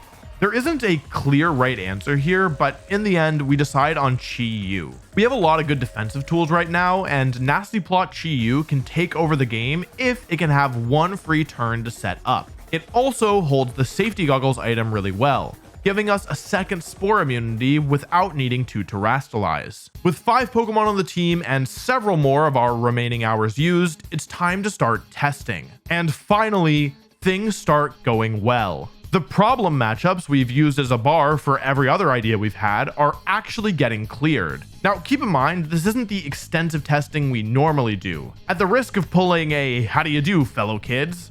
this type of testing is more vibes based. Use the team for a few games, intuit how it feels to use, and make a judgment call. But, I mean, to be fair, we don't have the time to do extensive testing. So we have to use vibes testing, but the vibes are good. We try several Pokemon in the last slot, but nothing feels like an obvious fit. As the sky turns dark and our energy starts to plummet, we call it. After 16 hours, we have 5 of our 6 Pokemon. And given we started the day with 0, I'd call today a success. The next morning, it's time to pack up and leave Enoshima Island. Everyone's played a little on their own between last night and this morning, and as we're cleaning up the sauna, we share our ideas about what the last Pokemon on our team should be strong against. There's 3 criteria we're looking for. 1. We want something that can be brought against Trick Room teams, especially Indeedee and Armarouge, and to a lesser extent, Cresselia Ursaluna. 2. We want another Pokemon that can help with Amoonguss. And 3. We want a Pokemon that can give our team a little more speed control. This is a really narrow set of criteria, but at the same time, it isn't too much to ask out of any one Pokemon. Feels like we should be able to find something. So we head to the train station to set off for Yokohama, Japan, home of the 2023 Pokemon World Championships. The group's mood is much better than it was on the train ride in, now that we actually have an idea of what we're going to bring to Worlds. Well, except for Marcus. He seems to be really lost in thought. He's clearly thinking about something, and after a bit, he asks to use my phone since he doesn't have any service. Marcus doesn't say anything for the hour-long train ride. He just alternates between doing something on my phone and staring off into space, seeing something the rest of us can't see. As we're pulling up to the Yokohama train station, Marcus finally speaks his mind. "I know what the last Pokemon should be," he says. Farigiraf. Now, to the rest of us, this doesn't really make any sense. Farigiraf has Trick Room, so that's speed control, and by having Trick Room, it also helps against Indeedee and Armarouge, and somewhat against Cresselia Ursaluna. But it doesn't help with Amoonguss, and we've already used safety goggles, which would be the only way Farigiraf would work. So, of course, this is what we tell Marcus. But Marcus doesn't look disappointed. He smiles and responds with a question. Do you know what abilities Farigiraf gets? Of course we do. Armor Tail, the good ability that stops priority, and Cudchew, the new ability that probably isn't so bad but is almost never worth using over Armor Tail. Neither of these help versus Amoonguss. Marcus is still unfazed. What's its third ability? He asks. We don't know. I would wager lots of you don't know. The final ability Farigiraf can have is Sap Sipper. This ability makes the user immune to all grass-type attacks, including Spore. And our team is really bulky, so we don't need much help against priority moves. Sap Sipper Farigiraf meets all 3 of our criteria. It's a brilliant idea, and without even needing to test it, the rest of us agree. This is our final Pokemon. And suddenly, I realize, this team has been looking so familiar to me. It's 5 of the 6 Pokemon I brought to Hartford Regionals, with Tinglu being subbed out for Farigiraf. Now, that means there is not a single one of the broken new Regulation D Pokemon on our Worlds team, which is bad. But it also means I actually have a lot of experience with this team, all thanks to a tournament I didn't even want to go to. And sometimes, it's not about the raw power of a Pokemon, it's about knowing how to use them. We arrive in Yokohama and catch up with friends from around the world, some of whom we haven't seen in a year. As the tournament draws closer and closer, we all come together for one final night of prep to finalize the details. This will be the team I bring to the 2023 Pokemon World Championships. Iron Hands, the Terra Water Assault Vest Super Tank. It's trained to outspeed Urshifu and Chi-Yu after a Thunder Wave from Gyarados. while still maintaining both its bulk and its power. Amoonguss, the disruptive support Pokemon that keeps its team alive. Rocky Helmet ruins Urshifu's day, and Terra Fairy allows us to beat Dondozo teams who would otherwise be able to order up and get infinite stat boosts. It's trained to survive super effective moves from Chen Pao. Fluttermane, the speedy sweeper. This one was a lot of trouble to figure out. We eventually went with Pixie Plate to keep the flexibility of Protect and some of the damage from an offensive item. We wanted our Fluttermane to be faster than other Fluttermane, so we gave it a speed boosting nature, but we also wanted it to be tanky, so we gave it a lot of bulk. With help from Chiyu's Beads of Ruin on offense and Gyarados' Intimidate on defense, this should be the ultimate Fluttermane. Gyarados, the other half of our defensive backbone. Citrus Berry and a defensive Terra type of Steel makes it very tough to get off the field. And with some sneaky investment in the speed stat, we can catch Pokemon like Rillaboom and Heatran off guard, paralyzing them before they can attack.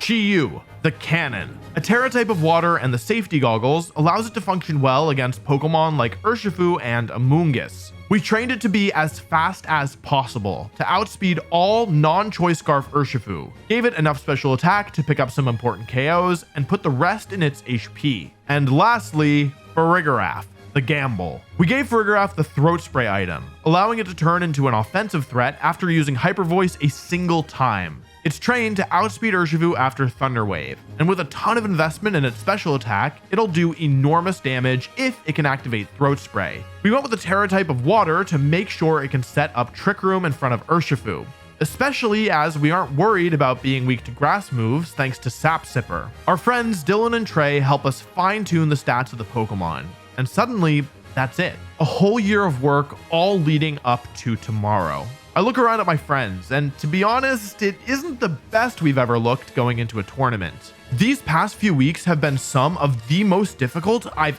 ever experienced when it comes to preparing for a big event. But now we're here, and everything that had to happen to get us here is behind us. All that's left is to go to sleep, wake up, and enter the 2023 Pokemon World Championships.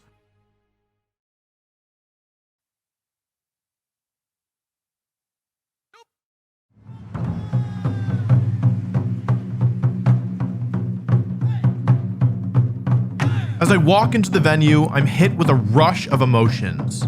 This is my 11th World Championships, and in many ways, I feel much the same way I did walking into my first one back when I was 15. There's this sense of wonder as you walk through the doors and find yourself in a space where everyone loves Pokemon just as much as you do. There's the overwhelming anticipation as you wait for the first round to begin, knowing at the end of the day you'll be a different person, but not knowing whether that person will be happy. There's this intense internal struggle between believing you are good enough to be the best in the world and also knowing just how difficult it will be to prove it. And there's the weight of carrying the bucket full of gummy worms because you couldn't catch any fish in the frozen lake. I watched the opening ceremony with my friends, and as it's wrapping up, a rustle goes through the crowd. The pairings for round 1 are up.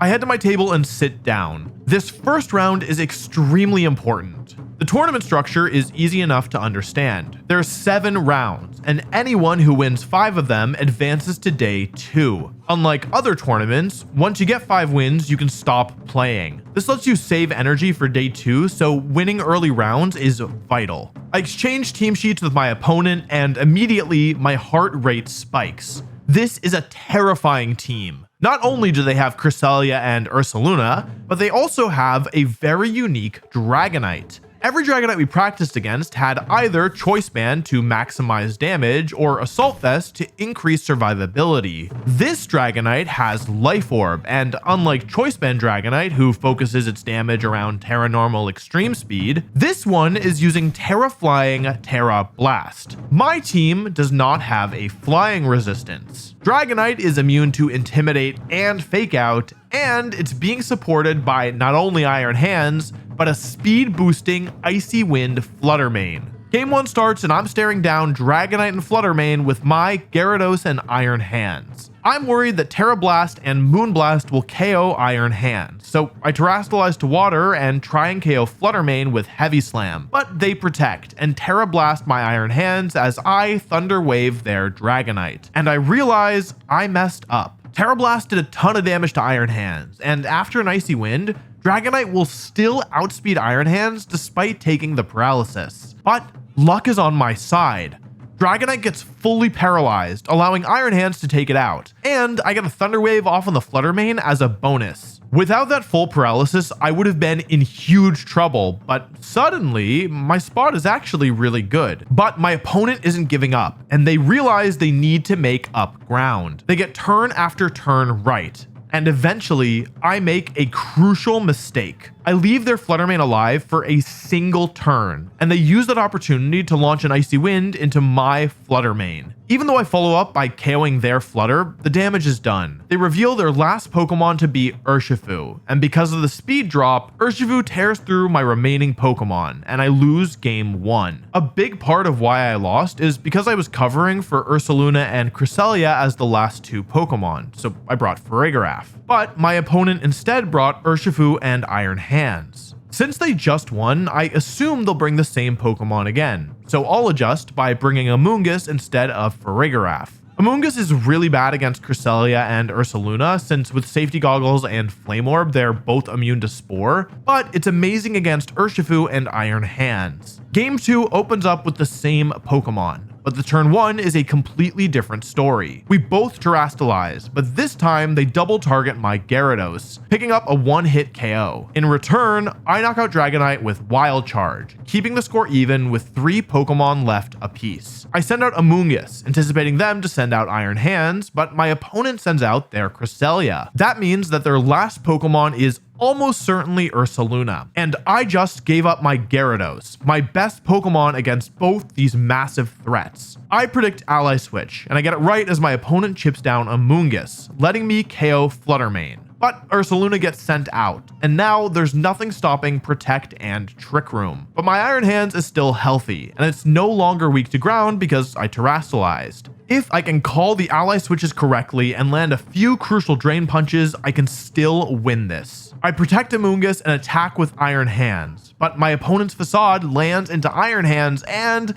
picks up the KO. I'm shocked. I had no idea I was in range of Facade KOing, but I guess that's what I get for picking a team last second. My internal damage calculator I rely on so much just isn't updated with this team. With 3 turns left in Trick Room and a bear on fire in front of me, I lose game 2 immediately. Now, starting off with a loss is, and I'm going to say something very controversial here, very bad. But here's the thing. Not all losses are the same. In my experience, there's 3 ways that you can lose. First, you can play way better than your opponent, get super unlucky, and lose because of it. We're not using game footage for a reason here. I'm not trying to make a call out. I've done this to plenty of people myself. I'm certainly not guilt-free when it comes to this, but yeah, it does happen. The second way you can lose is the primary way that I feel like I lose, where the set is close and maybe 1 or 2 things don't go your way. Maybe it's a little bit of bad luck, or maybe it's one really important prediction.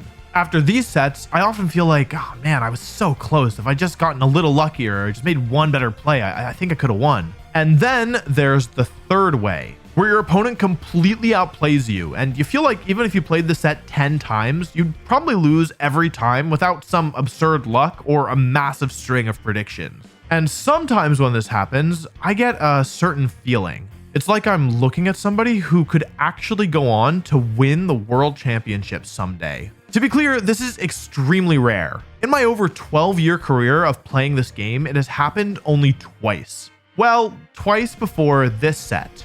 I never really had a shot here. My opponent got unlucky and they still won the set. They had a good team, they had a good matchup, and they played in a way where honestly, I can't criticize a single turn. So yes, I lost, but honestly, I don't feel so bad about it. I feel like I just ran into one of the best players in the entire tournament, and sometimes when that happens, losing is what should happen.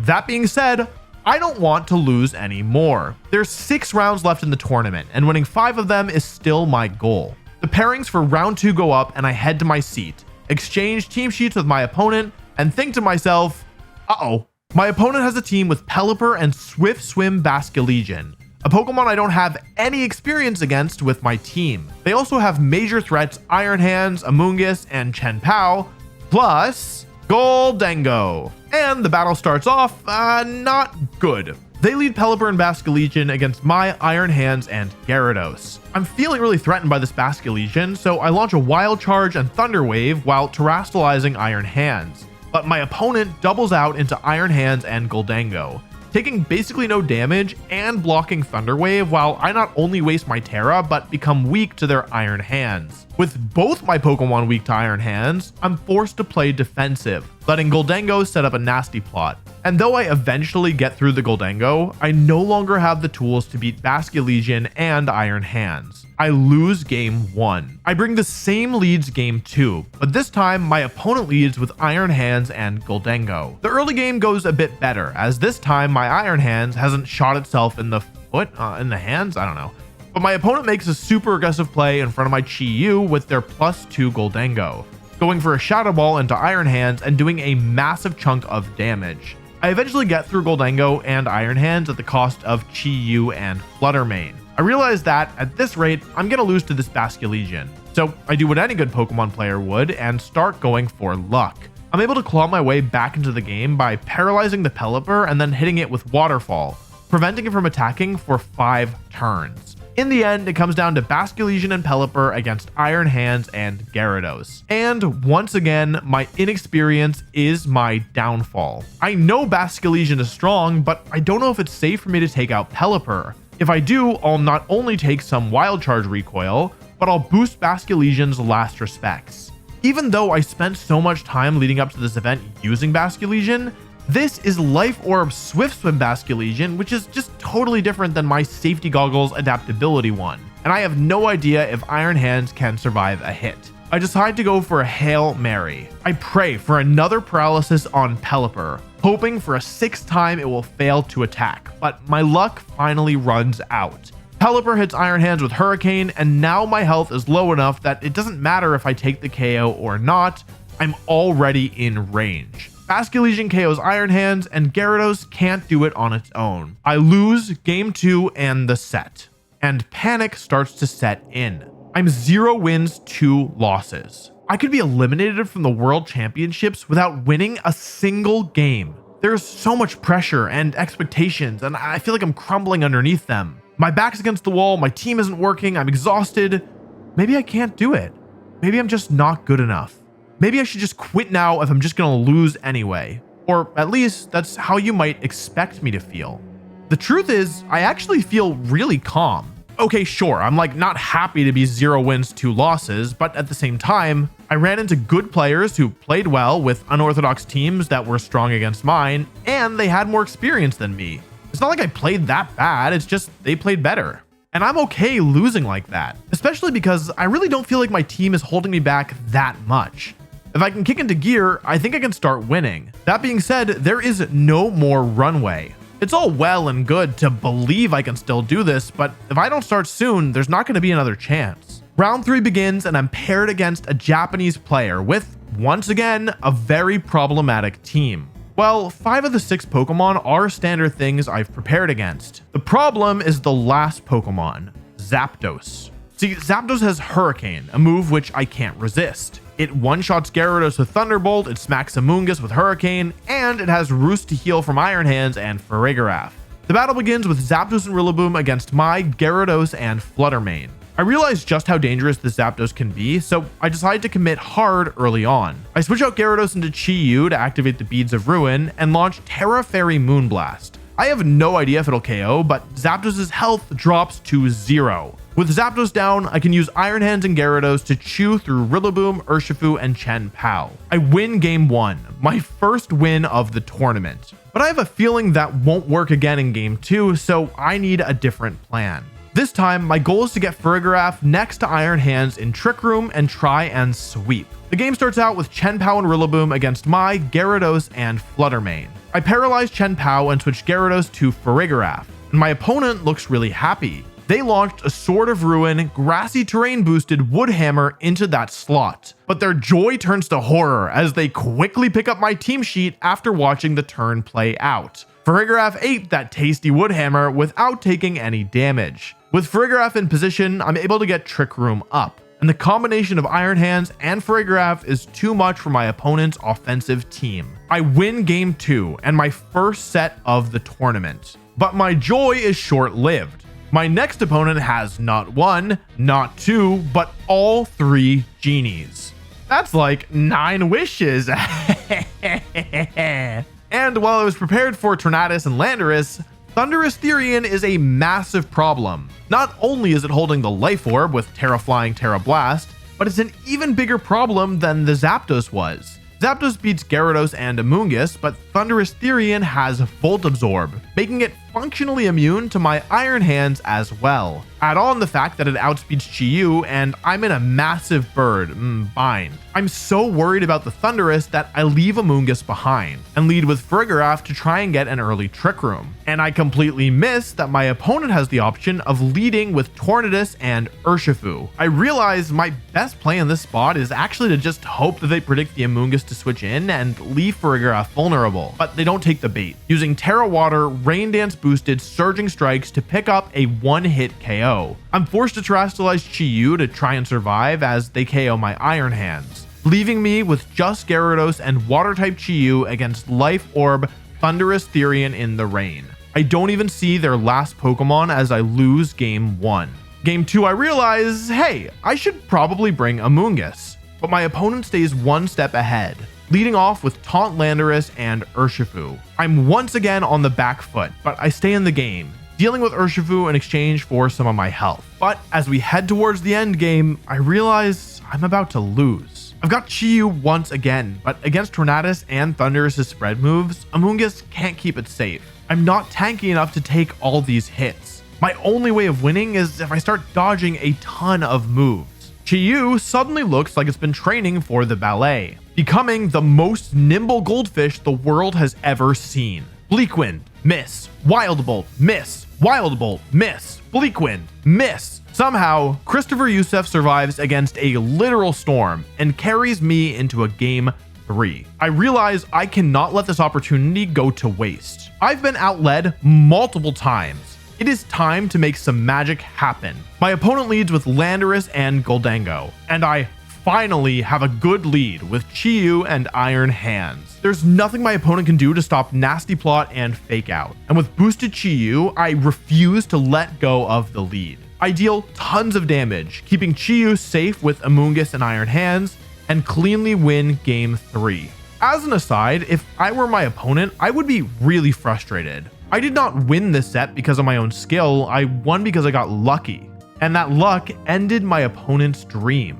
I expected them to be, upset, but I was really struck by their class. They handled the defeat exceedingly gracefully, laughing, wishing me luck, and saying, I knew when I locked in a team with these inaccurate moves, it would bite me at some point. I think this is a really mature way to react, and I hope they have a lot of success in the future. I'm now 2 wins and 2 losses, with 3 rounds left in the day. But this is definitely not the time to take my foot off the gas. If I keep relying on my opponent's missing moves, there's just no way I'll be able to make day 2. I need to turn this around. My next opponent is none other than James Beck, my first opponent from the elimination bracket of San Diego. James is one of the last people I want to play against. He's a teammate of mine with an incredible resume, and he has Basculegion. This Basculegion team is built around Tornadus as a supporting Pokemon, with Regidrago, Rillaboom, Hisuian Arcanine, and Indeedee. I know I have the tools to win this matchup, but that doesn't mean it's going to be easy. James opens up with Arcanine and Regidrago against my Gyarados and Iron Hands. The battle is a close back and forth, but eventually I manage to stall out the Tailwind and use Flutter Mane to tear holes in James's team, clawing my way to a narrow victory. James led with Regidrago in that first game, so I'm thinking,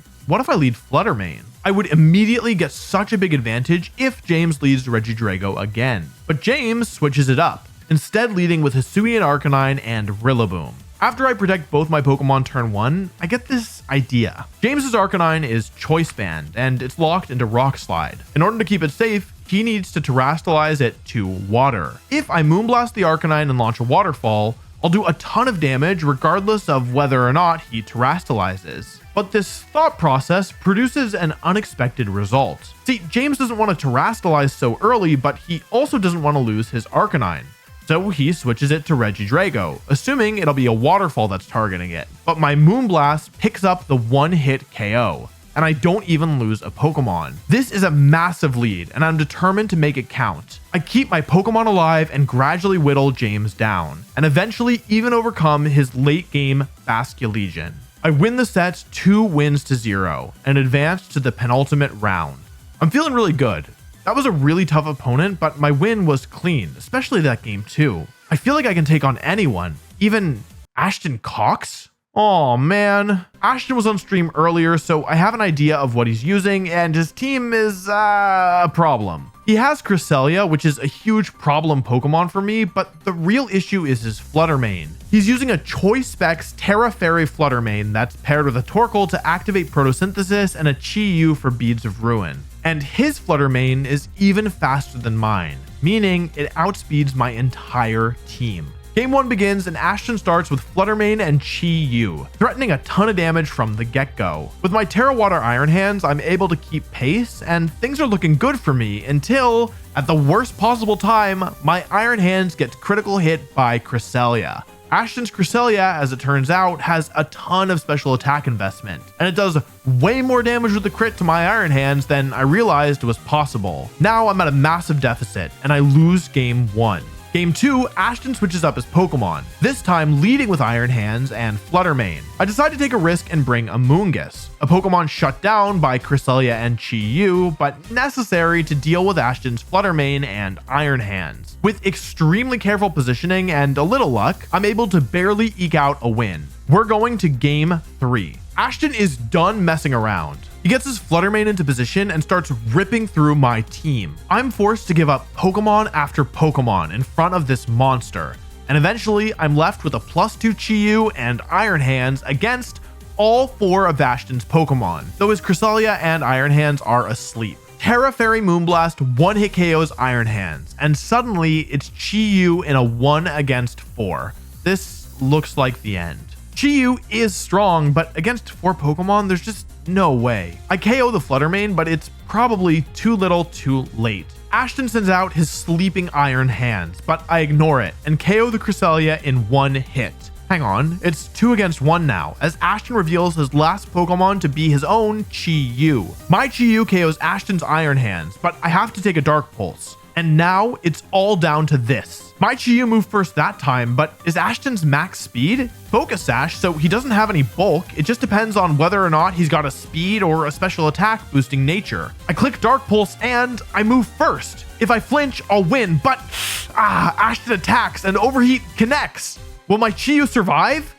It does. With both Chi-Yu in knockout range, this final turn will be determined by who moves first. My Chi-Yu has moved first twice, but if we're speed tying, there's a 1 in 4 chance that can happen. I lock in my final move and my Chi-Yu moves first. I pick up the KO, win the game in the set, and advance to the final round of day 1. I'm physically shaking and there's no time to rest before the next round, but I'm so happy to still be in the tournament. After an awful start, I've clawed my way back in. I still have a chance to make day 2. As soon as my match is over though, I get some bad news. Every one of my friends has been eliminated from the tournament. I'm our last chance for the team to make day 2. And my last opponent today is yet another demon from earlier in the season, Chileang Tang.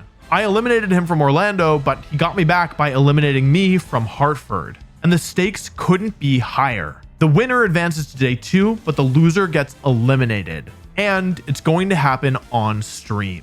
Chileang's team is scary. He has Choice Band Terra Dark Urshifu Dark, with speed support from Tornadus and speed boosting Icy Wind Flutter Mane. Add on Choice Specs Goldango and Assault Vest Landorus Therian, and there's a number of major threats. I lead off with Iron Hands and Amoonguss against Chileang's Tornadus and Landorus. The turn 1 goes horribly. I switch Iron Hands into Gyarados, but Shiliang goes for Bleak Wind Storm and U-turn into Amoonguss, doing a ton of damage and blocking my Spore with a Goldango's switch in. Turn 2, Shiliang continues to go on the offensive, launching another Bleak Wind and Shadow Ball into Gyarados, but I narrowly survive and paralyze Tornadus as I get Iron Hands back in. I pivot out both my Pokemon into Chi-Yu and Amoonguss, trying to take a Shadow Ball with Chi-Yu, but Shiliang brings in Landorus and actually targets down the Iron Hand slot, KOing the switched in Amoonguss. But even though I've been out-predicted every single turn thus far, I'm now in position. I fake out a Nasty Plot as Shiliang brings Tornadus back in and Iron Hands takes a Shadow Ball. But I realize my position is actually really bad here if Shiliang's last Pokemon is Urshifu. Even though I can KO both Pokemon this turn, under Tailwind, Urshifu and Landorus will tear through all my remaining Pokemon. But my other options just aren't that good. So I decide to gamble. If I take both KOs this turn and the last Pokemon is either not Urshifu or if Tornadus is paralyzed, I'll win. I make my decision, lock in my moves, and watch as Tornadus gets fully paralyzed. I deny Tailwind and pick up both KOs. And that was very lucky because the final Pokemon is in fact Urshifu. Without Tailwind up, Chi-Yu outspeeds and one-shots Urshifu, and I'm suddenly up 3 against 1. I win game 1. I'm 1 win away from making it to day 2, but at the same time, I mean, I'm only in that position because I got a really lucky, crucial full paralysis. Without it, I'd have lost for sure. I need to play better this game. I decide to change my leads. Amoonguss and Iron Hands was just far too passive of a lead. Instead, I'm going to try Chi-Yu and Iron Hands against Shiliang's Landorus and Tornadus. The game starts out far better for me this time. Landorus switches into Urshifu as Tornadus sets Tailwind up and needs a Dark Pulse for its trouble. Of course, I do still need to handle this Choice Band Urshifu. I sacrifice Amoonguss as Shiliang goes for Terra Dark Wicked Blow, and Drain Punch drops Urshifu low. I go into Gyarados. I want to bait a Wicked Blow and then switch to Chi-Yu to survive a hit, but Shiliang doubles out into Landorus and Goldango, nullifying the turn completely as I switch to Chi-Yu and Drain Punch the Goldango. And now I have a decision to make. It's the last turn of Tailwind, so the obvious play is to go for Protect with Chi-Yu and switch to Gyarados. But Shiliang has been reading me almost every turn, and so I make a decision. I'm going to play aggressively. I switch to Gyarados, but terrestrialize Chi-Yu to Water, allowing me to safely launch an attack into Goldango. Shiliang doubles the Iron Hand slot, doing a ton of damage to Gyarados, but Chi-Yu KOs Goldango, evening the Pokemon score at 3 apiece. Urshifu comes back out and I have yet another choice to make. Urshifu can KO either Pokemon, but which slot will Shiliang target? I think it over and decide. It's gotta be Chi-Yu. I get the call right, and even though Tailwind goes up, I'm now up 3 against 2. If I can just get past Tornadus and Landorus, I'll have won this game. And looking back at this game now with a clear mind, I think I actually have a relatively safe path to victory. If I fake out and Waterfall Tornadus, I'll win as long as Rock Slide doesn't flinch my Gyarados. But in the moment, I'm fixated on getting an Intimidate down on the Landorus. So I fake out Landorus and switch in Chi-Yu, taking Bleak Wind Storm, which connects on both of my Pokemon. I protect and switch in Gyarados, but Bleak Wind connects once again, and it does a ton of damage because of Chi-Yu's Beads of Ruin. And now I realize I probably will only win this game with a Bleak Wind miss. But Bleak Wind hits both, and I lose both my Pokemon. And suddenly down 1 against 2, I lose the game. Even at the time, I know I probably had a safe way to win the game, but in the heat of the moment, I just couldn't figure it out. It is okay though. Yeah, I just threw away a position where I probably could have won, but at the same time, I only won game 1 because I got lucky. So all in all, I think I can't complain. In the end, it all comes down to game 3. Amoonguss hasn't done anything all set, and I keep finding myself in a reactive spot from the get-go. So I make a plan. I'm gonna lead with Flutter Mane and Gyarados, terrestrialize Flutter Mane and switch to Chi-Yu turn 1 and try and one-hit KO the Tornadus with Moonblast. If I KO Torn and I can bulk through Tailwind with Iron Hands and Gyarados, then I should be able to outspeed everything and win with Flutter Mane in the late game. And the leads are what I expected, Tornadus and Landorus. Turn 1 works out perfectly as I take a Rock Slide but don't flinch and KO the Tornadus in one hit. Now I just need to get through the Tailwind. Urshifu comes out and I switch both my Pokemon out, getting the targets correct as Iron Hands tanks the Wicked Blow. Now the obvious move here is to launch a Fake Out and a Thunder Wave into the Urshifu. With Landorus at -2, it isn't threatening much. And realizing this, I feel like Shiliang's best play is to switch Urshifu into Goldango and use U-turn to get Urshifu in again in the same turn, maximizing the use of Tailwind. Urshifu switches, but it's into Arcanine? Shiliang left Goldango behind!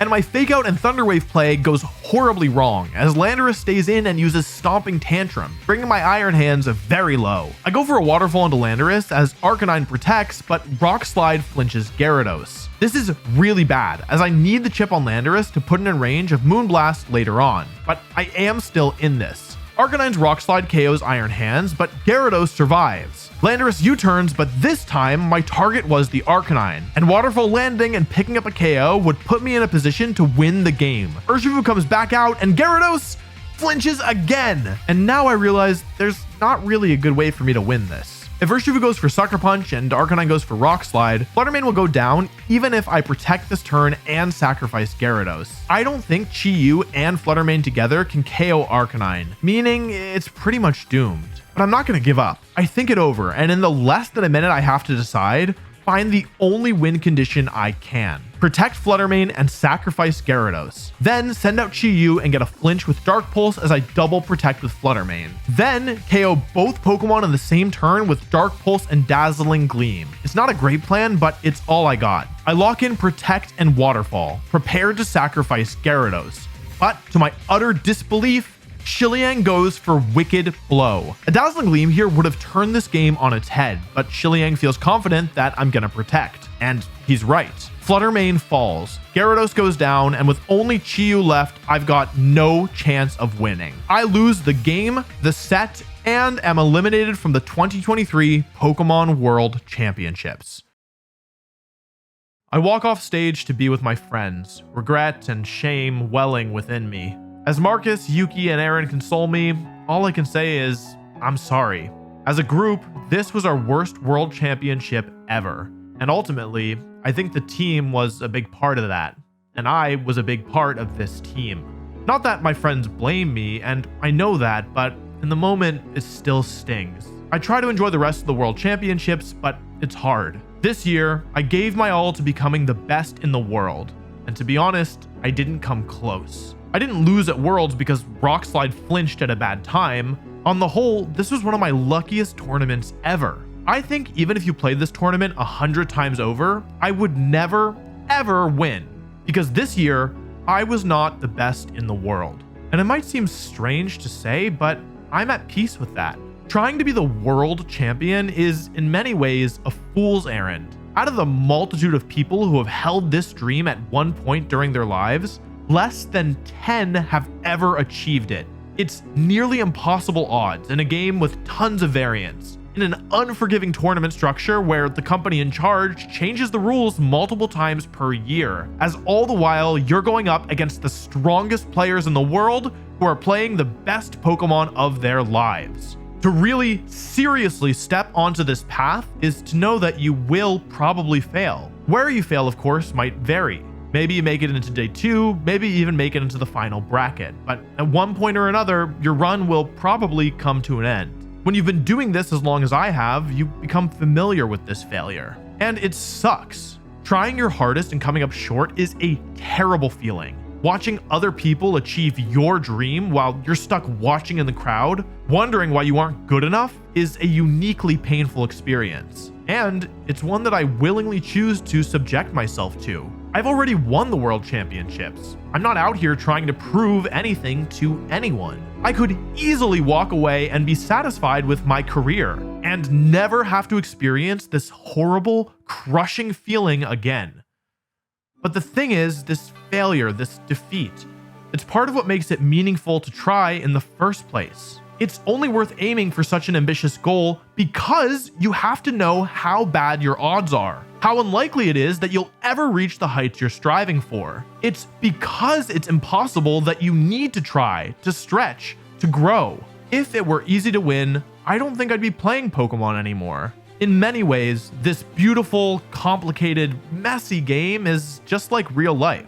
If you never try, you can never really fail. If you never fall in love, you'll never experience heartbreak. If you never jump, you'll never fall. But that's not the way I want to live my life. I will try, I will love, I will leap, and I will get hurt. And I can live with that. My name is Wolfey, and I gave everything I had to becoming the best in the world this year. And I failed.